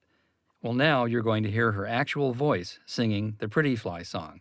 In the final film, an older woman's voice has been used to imitate Sally's, but here is the real thing. Sally, I want you to sing me your song very slowly and very sweetly. Once upon a time, there was a pretty fly. He had a pretty wife, this pretty fly. But one day she flew away, They had two pretty children, and one night these two pretty children flew away into the sky, into the moon. Now, Sally, to my ear, when you said he had, it wasn't clear, sweetheart. It wasn't quite clear. The words weren't quite clear. And when you said flew away, the last time you had it up a little bit. Start again. All right. Reload. Stanley Cortez and art director Hilliard Brown hung tiny electric lights to obtain a twinkling star effect. And then a company called Studio Film Service optically blended these artificially created stars into the action with the assistance of the special effects team of Louis DeWitt and Jack Rabin. Here we see the kids' boat going by on stage 15 at the studio, as it actually looked.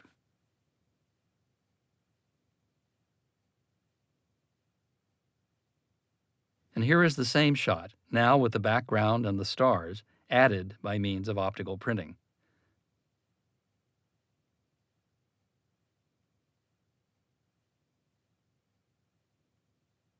Art director Hilliard Brown made a spider web out of nylon thread and daubed it with honey to give a suitably dewy effect.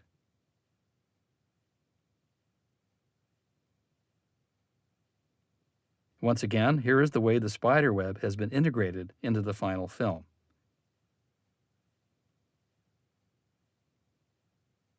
This rabbit was photographed separately and then was added to a shot of the boat going by.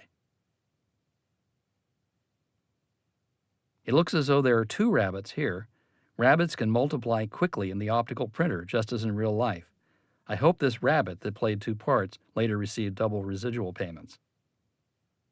As cinematographer Stanley Cortez later remarked, people to this day ask me where we did the scene of the chase along the river. We used a tank on stage 15, and when I tell them that, their faces turn white because it looked like a real river. Legendary actress Lillian Gish was born in 1893. She had played in D.W. Griffith's The Birth of a Nation, Broken Blossoms, and Way Down East before moving to MGM and starring in The Scarlet Letter and The Wind.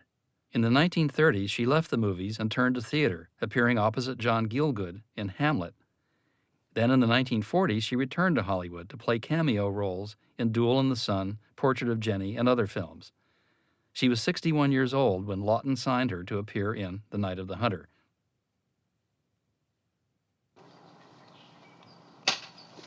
Speak your first line of angry ones. Gracious, if you're not a sight to see. Where you from? Where you folks? Come on, speak up now. Gracious, so I've got 2 more mouths to feed. You look at me as if I was that funny bird or a giraffe or something. You don't understand. Funny-looking thing. What the heck's it about? Huh? You aren't talking to you. Wonder what the heck I'm about. Now, just cast your eyes down a second. I look fast at my face and down at my feet. Now, slowly.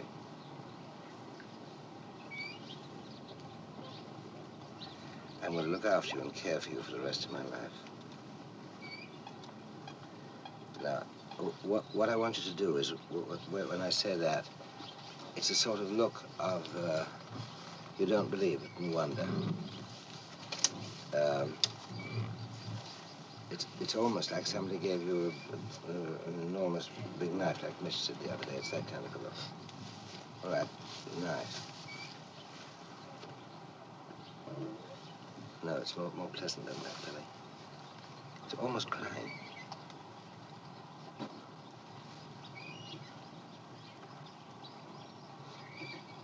That's it. Chalk it up. Chalk it up now.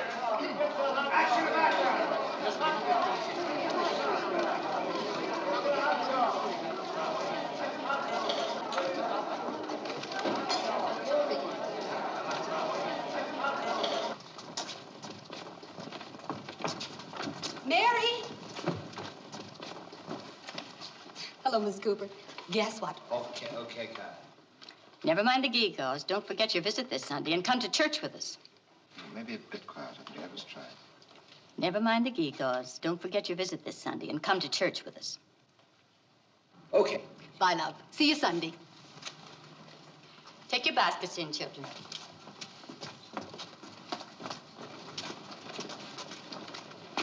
Women is fools.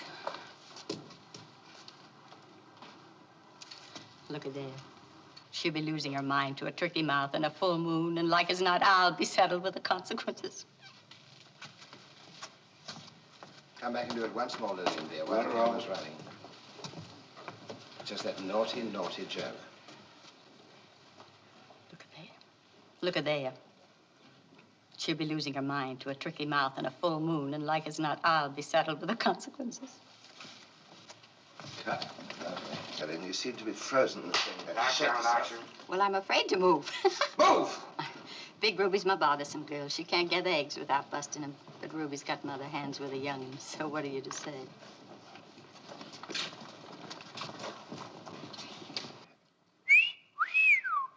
How about tonight, Ruby? What gives? Yeah, the old lady's around. How about Thursday?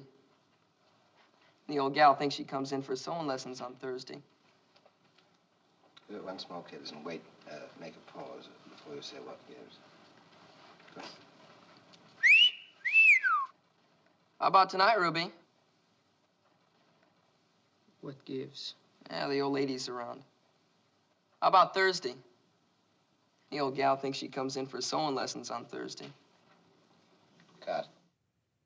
In case you're wondering who these 2 young actors are, the fellow on the left is Corey Allen, who made a notable appearance in another film of 1955, the Nicholas Ray James Dean movie, Rebel Without a Cause. And if the young man on the right looks kind of familiar, Maybe because he's Billy Chapin's big brother, 17-year-old Michael Chapin. Background. Action.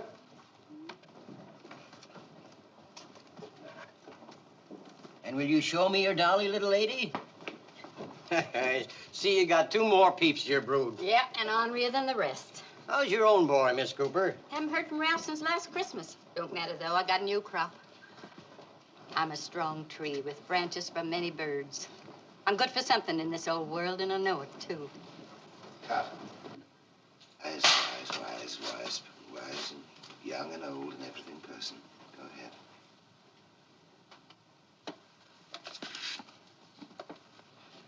Before you open the book, honey, hold it so you see the... Do it again. Try it again. Hold it. Want to try it again, just for luck? Fine. Right, Billy, look round. Once more, Billy. Look with hatred at it. You mark, boy. Look round.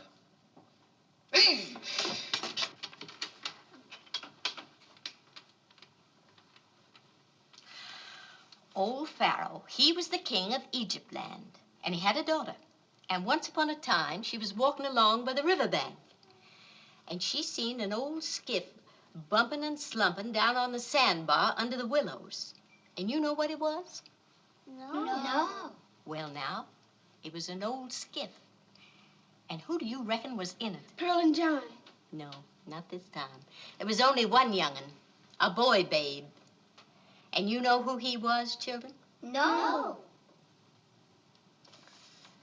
It was Moses, a king of men. Moses, children.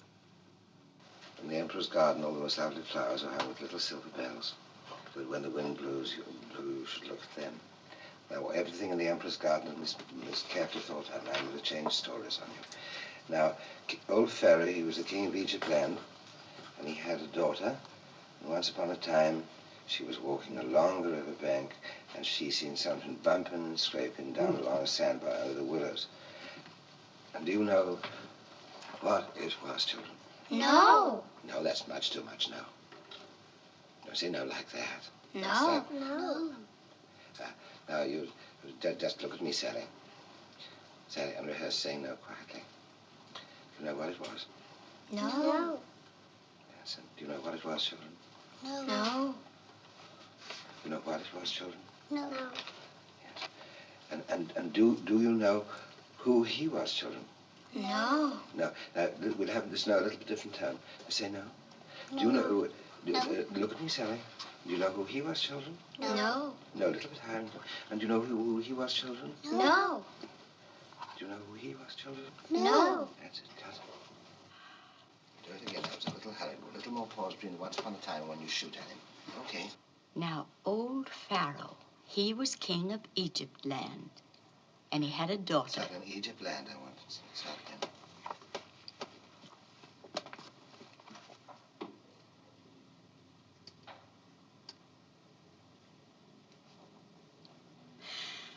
Now, old Pharaoh, he was king of Egypt land, and he had a daughter. And once upon a time, she was walking along by the riverbank, and she seen something bumping and scraping along down on a sandbar under the willows. And what do you think it was? Well, now, it was a skiff washed up on the bar. And who do you reckon was in it? Pearl and John. Not this time. There was only one young'un, a little boy babe. And you know who he was, children? No. It was Moses, a king of men. Now off to bed with you. No, Lillian, it isn't quite right. Do it again, dear. It's just that much difference.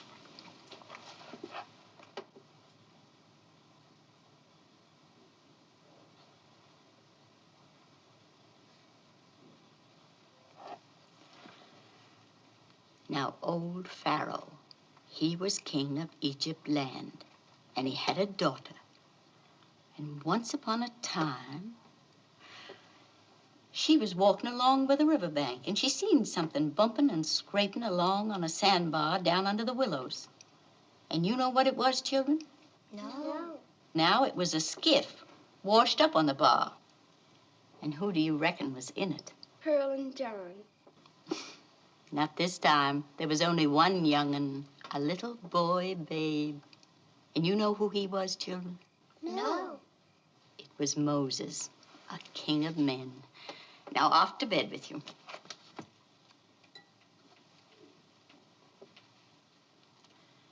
John, get me an apple. And get one for yourself, too. All right, now what do you want to know? You want to know something? Yeah, you want to be totally about that? All right, sure. All right, Pop. There we go. 15-year-old Ruby is played by 22-year-old Gloria Castillo, whose actual name was Castillo with 2 L's. She was appearing at the Pasadena Playhouse with a troupe of actors from Albuquerque, New Mexico, when she was recommended to Charles Laughton by the director of the Playhouse, Gilmore Brown. 453, take 2. Right, Gloria, go ahead. Ain't I pretty? Why, you're the prettiest thing I ever seen in all my wandering. Didn't nobody never tell you that, Ruby? No, no one ever did. It's wonderful fun. Okay. Ain't I pretty? You're the prettiest girl I ever seen in all my wandering. Did no one ever tell you that? No, no one ever did. You now start again, sweetheart. That's a little too low. We can't record that. Just ahead. Go ahead. Oops, don't get nervous. Start again. Relax. Nothing's happening to you. No knives or anything. Ain't I pretty? You're the prettiest girl I ever seen in all my wandering. Did no one ever tell you that? No, no one ever did. There's 2 new ones up at your place, aren't there? What's their names? Pearl and John. Now, I'm going to ask you that. That's a little low. What's their names? Pearl and John. Don't flick your eyes. What's their names? Pearl and John. Do they have a doll? Only they don't never let me play with it. Okay, cut. Very good, Gloria. Steady. Come along.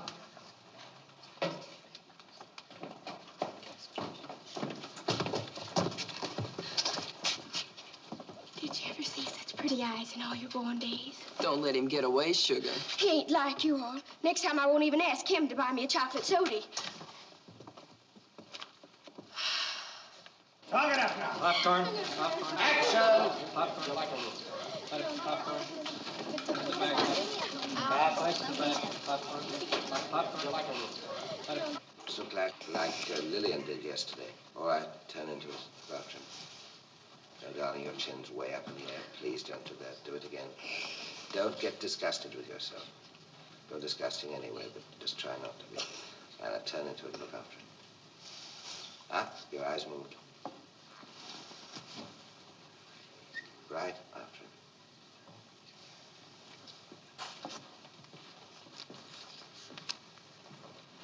Cut. Come on, Bob. Okay, Bob. Come on. Don't hold your breath. No, get back in there. I didn't tell you to go. Come along, just we're going towards the house.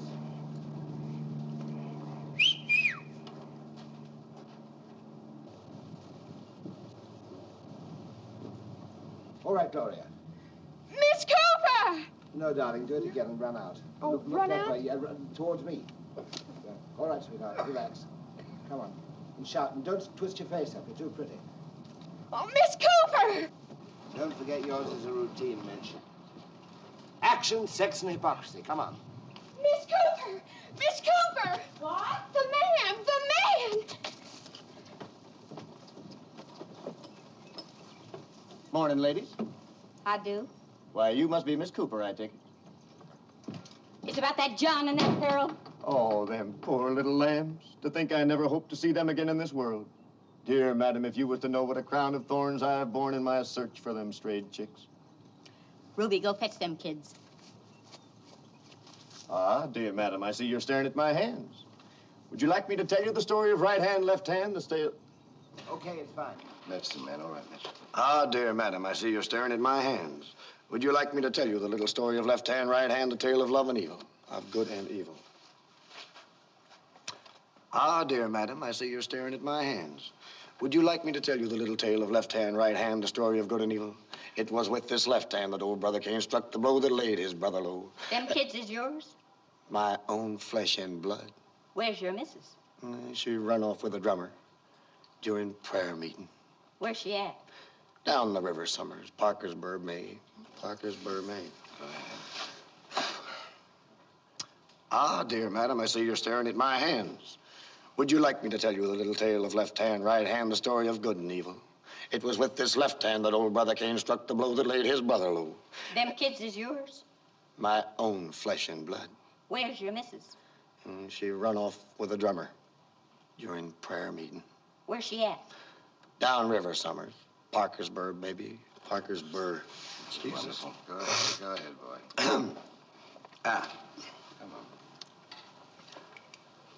Ah, dear madam, I see you're staring at my hands. Would you like me to tell you the little tale of left hand, right hand, the story of good and evil? It was with this left hand that old brother Cain struck the blow that laid his brother low. Them kids is yours? My own flesh and blood. Where's your missus? She run off with a drummer during prayer meeting. Where's she at? Down the river, Summers. Parkersburg, maybe. Parkersburg. Jesus. It was with this left hand that old brother Cain struck the blow that laid his brother low. Them kids is yours? My own flesh and blood. Where's your missus? Run off one night with a drummer during prayer meeting. Where's she at? Down the river somewhere. Parkersburg, maybe Cincinnati. One of them Sodoms of the Ohio River. She took them kids with her. Heaven only knows what unholy sights and sounds them unpoontang little... All right, come on. Back again. Innocent. Very good, Dad. Go ahead. Look up at Miss Sally. Step in, Billy. Action! Gracious, gracious, you are a good woman, Miss Cooper. How you aiming to raise them two without a woman? The Lord will provide. The Lord is merciful. Oh, what a day this is. And there's little John. What's wrong, John? What's wrong, John? Come to me, boy.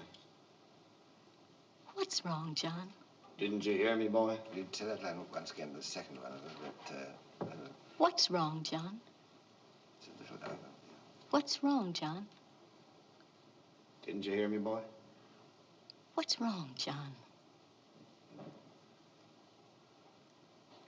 John, when your dad says come, you should mind him. But you've got to look as if you're telling the absolute clear truth. So keep your head quite steady. All right, Mitch. What a day this is.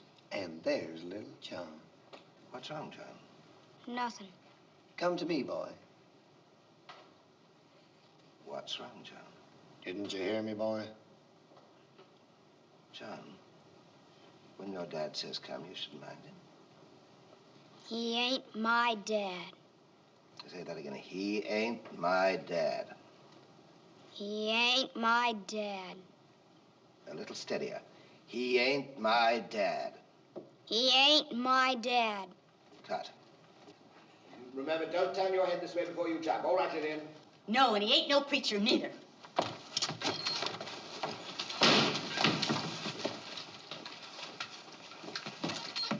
Just march yourself yonder to your horse, mister. March, mister. I'm not fooling. All right. But you ain't heard the last of Harry Power yet. You devils, you whores of Babylon, I'll be back when it's dark. 487, take 4. Leaning on the everlasting arms, leaning on Jesus, leaning on Jesus, leaning on the everlasting arms. Now, let's shoot that again. Very quick. All right, let it roll. Pick up your needle and put it to the start for the playback. Around. 489, take 7. Take it easy. Oh, Lord, leaning on Jesus, leaning on Jesus,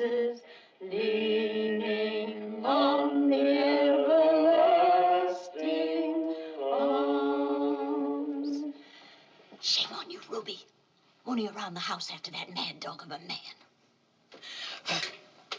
Merciful heavens! Ruby, go get the children out of bed and bring them down here. Women are such germ fools.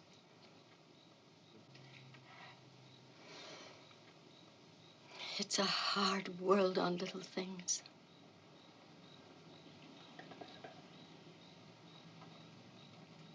It's a hard world.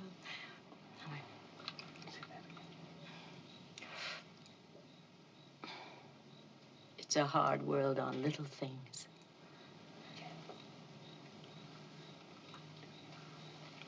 Do that again, hard work. It's a hard world on little things. It's too much, Daddy. It's a hard world on little things. No, darling, too much.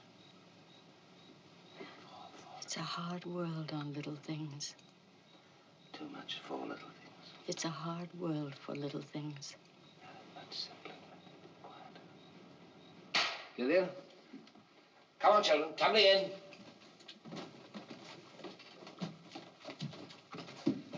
Children, I got lonesome. I figured we might play games. I'll get the lamp. No, it's more fun playing games in the dark. Won't you tell us a story? I might. I might tell a story. Mind how I told you about little Jesus and his ma and pa, and how there was no room for them at the inn?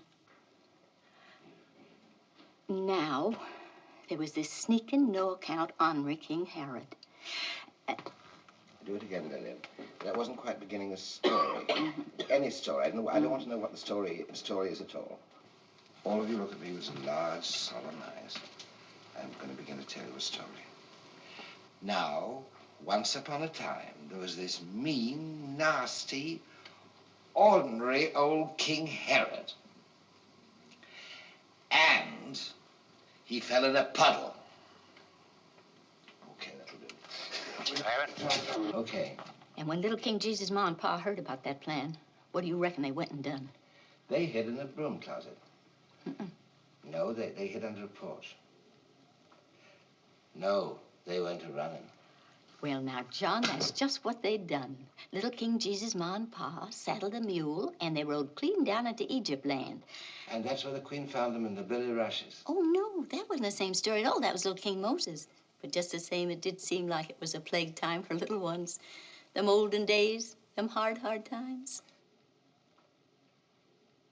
Well, okay. Was that it? Yes.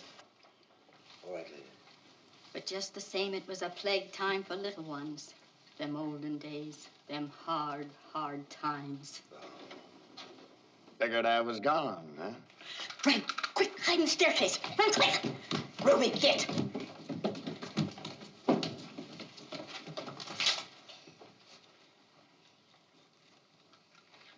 What'd the cat do? Take your finger up. Absolutely steady now.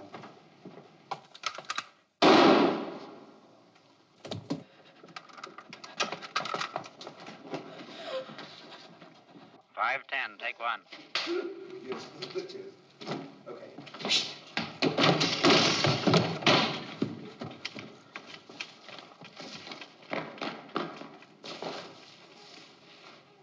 Okay, cut. $5.10, take two. Don't forget the yips.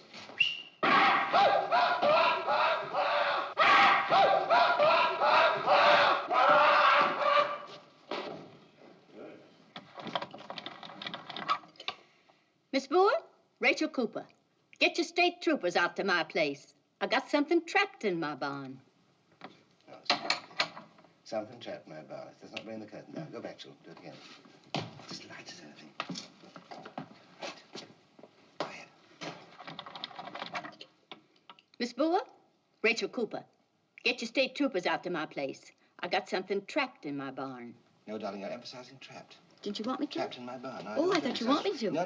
Excuse me. Come on, children. Shining, Billy. Action! Why didn't you call us before now? I didn't want your dirty feet tracking up my clean floors. Is that him, ma'am? Careful where you shoot. Now, there are children here. Okay, cut. Come on, fella. Harry Powell, you're under arrest for the murder of Willow Harper. Cut. All right, Billy, the first release. Don't. Don't. Now make it a little bit louder. Now, don't. Don't. Now the second one is. Don't! Don't!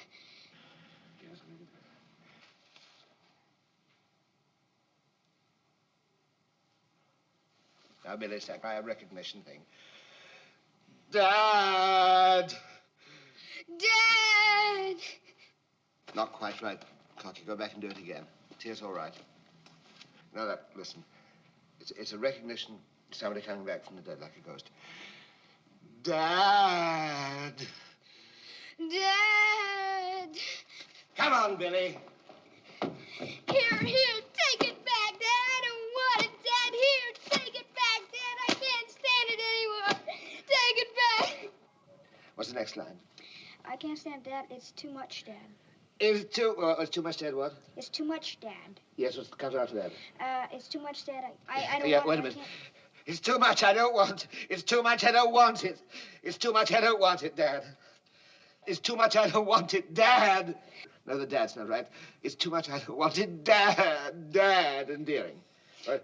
It's too much. I don't want it, Dad. Now, what's the next line? I can't do it. I can't do it here. I can't do it. Here. Then the here. I can't do it. I can't do it here. No, I can't do it. Here, like that. I can't do it here. Here. Here. That's it, cut. When I say action, you do it. Action.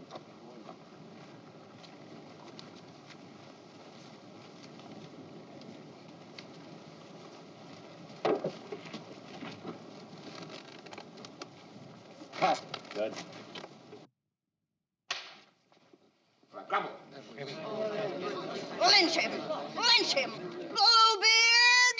Now, relax and do it again. Start grumbling again. It's the word, the ugliness of the word lynch. I want the staring eyes and the drunken face. Start grumbling. Lynch him, Bluebeard! And then do it again with staring eyes. Your eyes were half closed. All right, start grumbling. He was the one Lynch him, Bluebeard! 25 lives! That Bluebeard should be right at me and higher. Lynch him. Bluebeard! Get up, Sergeant. Right, start again. Lynch him, Bluebeard! 25 wives! And he killed every last one of them. If the people of my... Bluebeard! Action! Get him! Get your coat. Send her orphans. Where's Ruby? She went. Lillian, do it again, please. Start again, Billy. The eyes were just a little too wild. It's not at all. Right. Billy, get in. Action! Where's Ruby? She went. Action! Them is the ones he sinned against, my friends. Miss Cooper, go out the back way. Now, listen, Miss... What? Miss Cooper, go out the back way.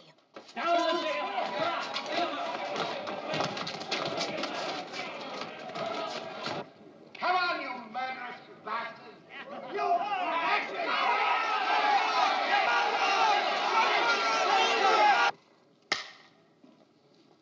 All right, all together now, mad. Come on, action! He lied. Tricked us! He taken the Lord's name in vain. String him up to the pole! He trampled on his holy book. Lynch him! String him up! He's evil. Don't! You were so mad you shot him. And the blue man took him.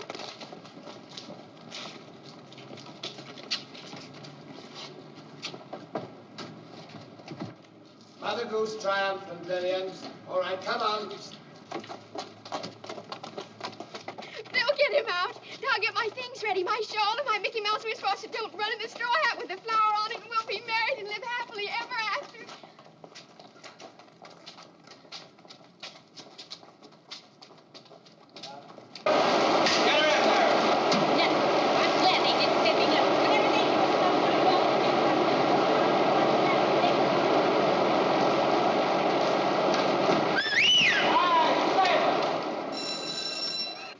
Christmas and very bright, everybody. All right, go. Now, pop your head out and say a line to me. Can we give you your Christmas presents now?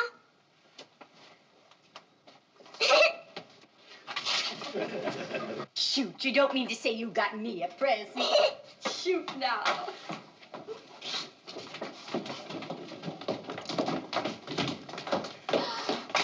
Ruby, a pot holder. And it's much neater than last year, Ruby.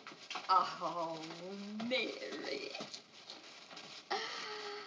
Another pot holder? Now, ain't that thoughtful? I'm always burning my hands. All right, cut, fine. Now, don't forget the present thing when you get them. All right, Lillian. Did you two make this together? You help us some. Oh. John. Now, that's the richest present a body could have. And your presents are in the cupboard under the china closet. Ruby.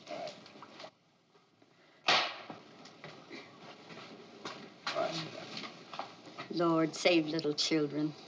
You'd think the world would be ashamed to name such a day as Christmas for one of them, and then go on in the same old way.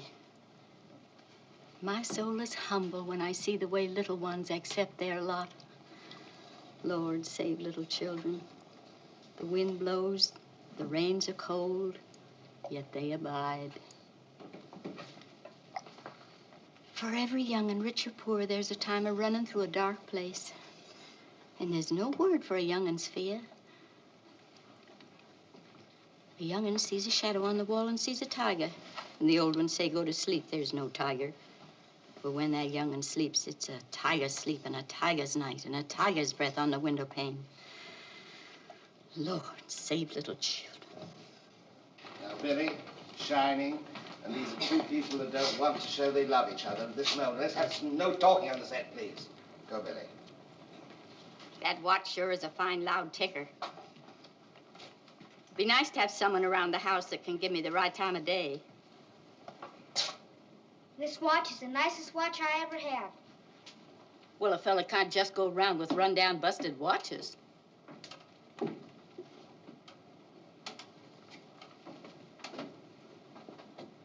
They abide and they endure.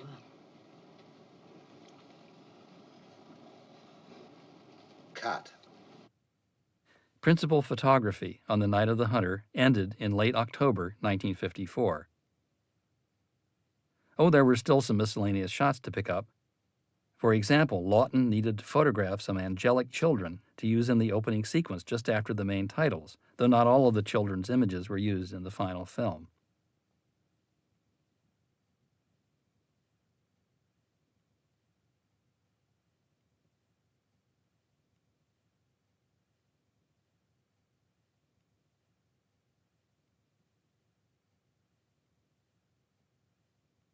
Charles Laughton considered appearing on screen himself to introduce the film, but finally decided to have Lillian Gish do it. Chat away, Lillian. Now, children, you remember how I told you last Sunday about the good Lord going up to the mountain and talking to the people? You remember how he said, blessed are the pure in heart, for they shall see God. And how he said that King Solomon in all his glory was not as beautiful as the lilies of the field? And I'm sure you won't forget, judge not, lest ye be judged, because I explained that to you. And then the good Lord went on to say, now pay attention. That's fine, Lillian. Very, very good. It's just that absolute nonchalance, not giving a damn, slipping and stuff that's good. In January of 1955, James Agee wrote Paul Gregory from New York proposing that Charles Laughton should share the screenplay credit for the film. But Laughton was wary of being thought of as a self-styled genius or credit hog and politely declined the offer. Agee also expressed great eagerness to see the picture, adding, I'm fascinated and about 95% confident in many things which Charles learned and showed me out of the Griffith films we saw. If they do work, and I think they will, they're going to make movie storytelling faster and more genuinely movie than they've been in many years. But James Agee never saw The Night of the Hunter.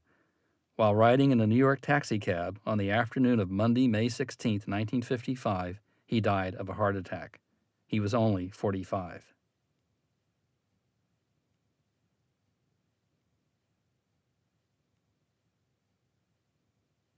Saddened by James Agee's untimely death, but with the film's July opening date rapidly approaching, Laughton toiled more feverishly than ever on the film's post-production in the early months of 1955, sitting for countless hours with film editor Robert Golden, with composer Walter Schumann, and with the sound mixers.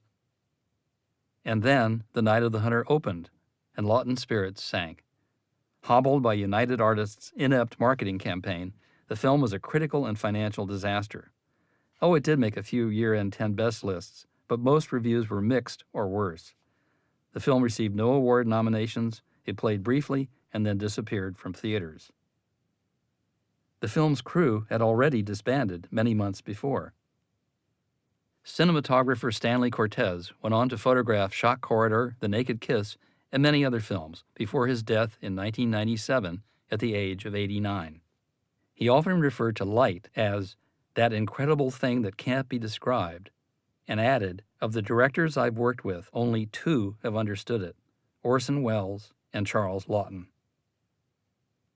A tragedy befell composer Walter Schumann in 1958. He had been suffering from a chronic heart condition and elected to have an operation, knowing that it would either kill him or cure him. He died on the operating table at age 44. Producer Paul Gregory and Charles Laughton planned to film Norman Mailer's The Naked and the Dead, but the financing fell through and they ended their partnership. In 1964, Gregory married legendary actress Janet Gaynor, and they lived in Palm Springs until her 1984 death from an auto accident. In August 2010, Paul Gregory celebrated his 90th birthday. Robert Mitchum easily survived the film's failure and went on to appear in Heaven Knows Mr. Allison, Thunder Road, The Sundowners, Cape Fear, El Dorado, Farewell My Lovely, Ryan's Daughter, and many other films. He was still a major celebrity when he died in 1997, just 1 month shy of his 80th birthday. Shelley Winters continued her career in such films as The Big Knife, The Diary of Anne Frank, for which she won an Academy Award, Lolita, The Balcony, A Patch of Blue, another Academy Award for her, and she acted in numerous television dramas and appeared on TV talk shows. She died in 2006 at the age of 85. Lillian Gish appeared in 10 additional features, including Robert Altman's A Wedding and Lindsay Anderson's The Whales of August. She passed away in 1993, just a few months before what would have been her 100th birthday. Peter Graves' subsequent films ranged from The Jokers to Airplane, and on TV he starred in the popular series Mission Impossible. He died in 2010, aged 83. In 1956, Evelyn Varden acted in both the play and film versions of The Bad Seed. In 1958, she was stricken while appearing on the London stage and died at the age of 65. Don Beto continued to appear in films, on TV in such shows as Little House on the Prairie, and on stage, including a Los Angeles production of the musical Kismet in 1965. He died in 1991 at the ripe old age of 87. James Gleason made a few more films, including John Ford's The Last Hurrah with Spencer Tracy in 1958. He died the following year at the age of 76. Gloria Castillo acted in Reform School Girl, Invasion of the Saucer Men, Runaway Daughters, and other 50s B-movies. Sadly, she died in 1978 while still in her early 40s. Sally Jane Bruce made no further films. As an adult, she moved to a town on California's Central Coast and served for many years on the faculty of a local elementary school. She's now 62 and retired. Billy Chapin made only one more film, Tension at Table Rock, when he was 12 years old. It's always hard for child actors, even the most talented ones, to grow up in Hollywood. And after a period of great difficulty, Billy Chapin retired from show business. He's now 67 years old and still lives in Southern California. Charles Laughton was heartbroken over the failure of The Night of the Hunter. Though he successfully returned to film acting, he was never allowed to direct again. He died in 1962, never knowing that the film into which he, his crew, and his actors had poured so much effort and even love would eventually take its rightful place in the list of cinema classics.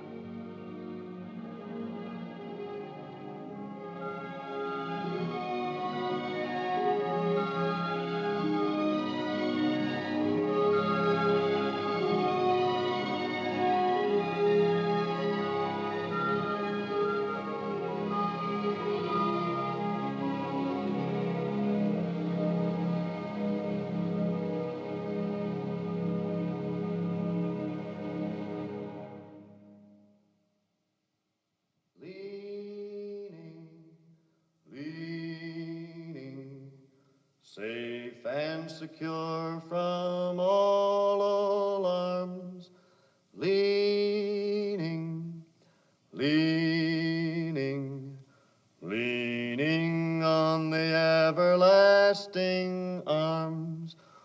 Oh, what have I to dread? What have I to fear? Leaning on the everlasting arms. No guts.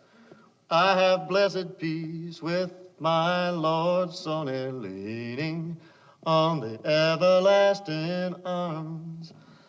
Leaning, leaning, safe and secure from all alarms.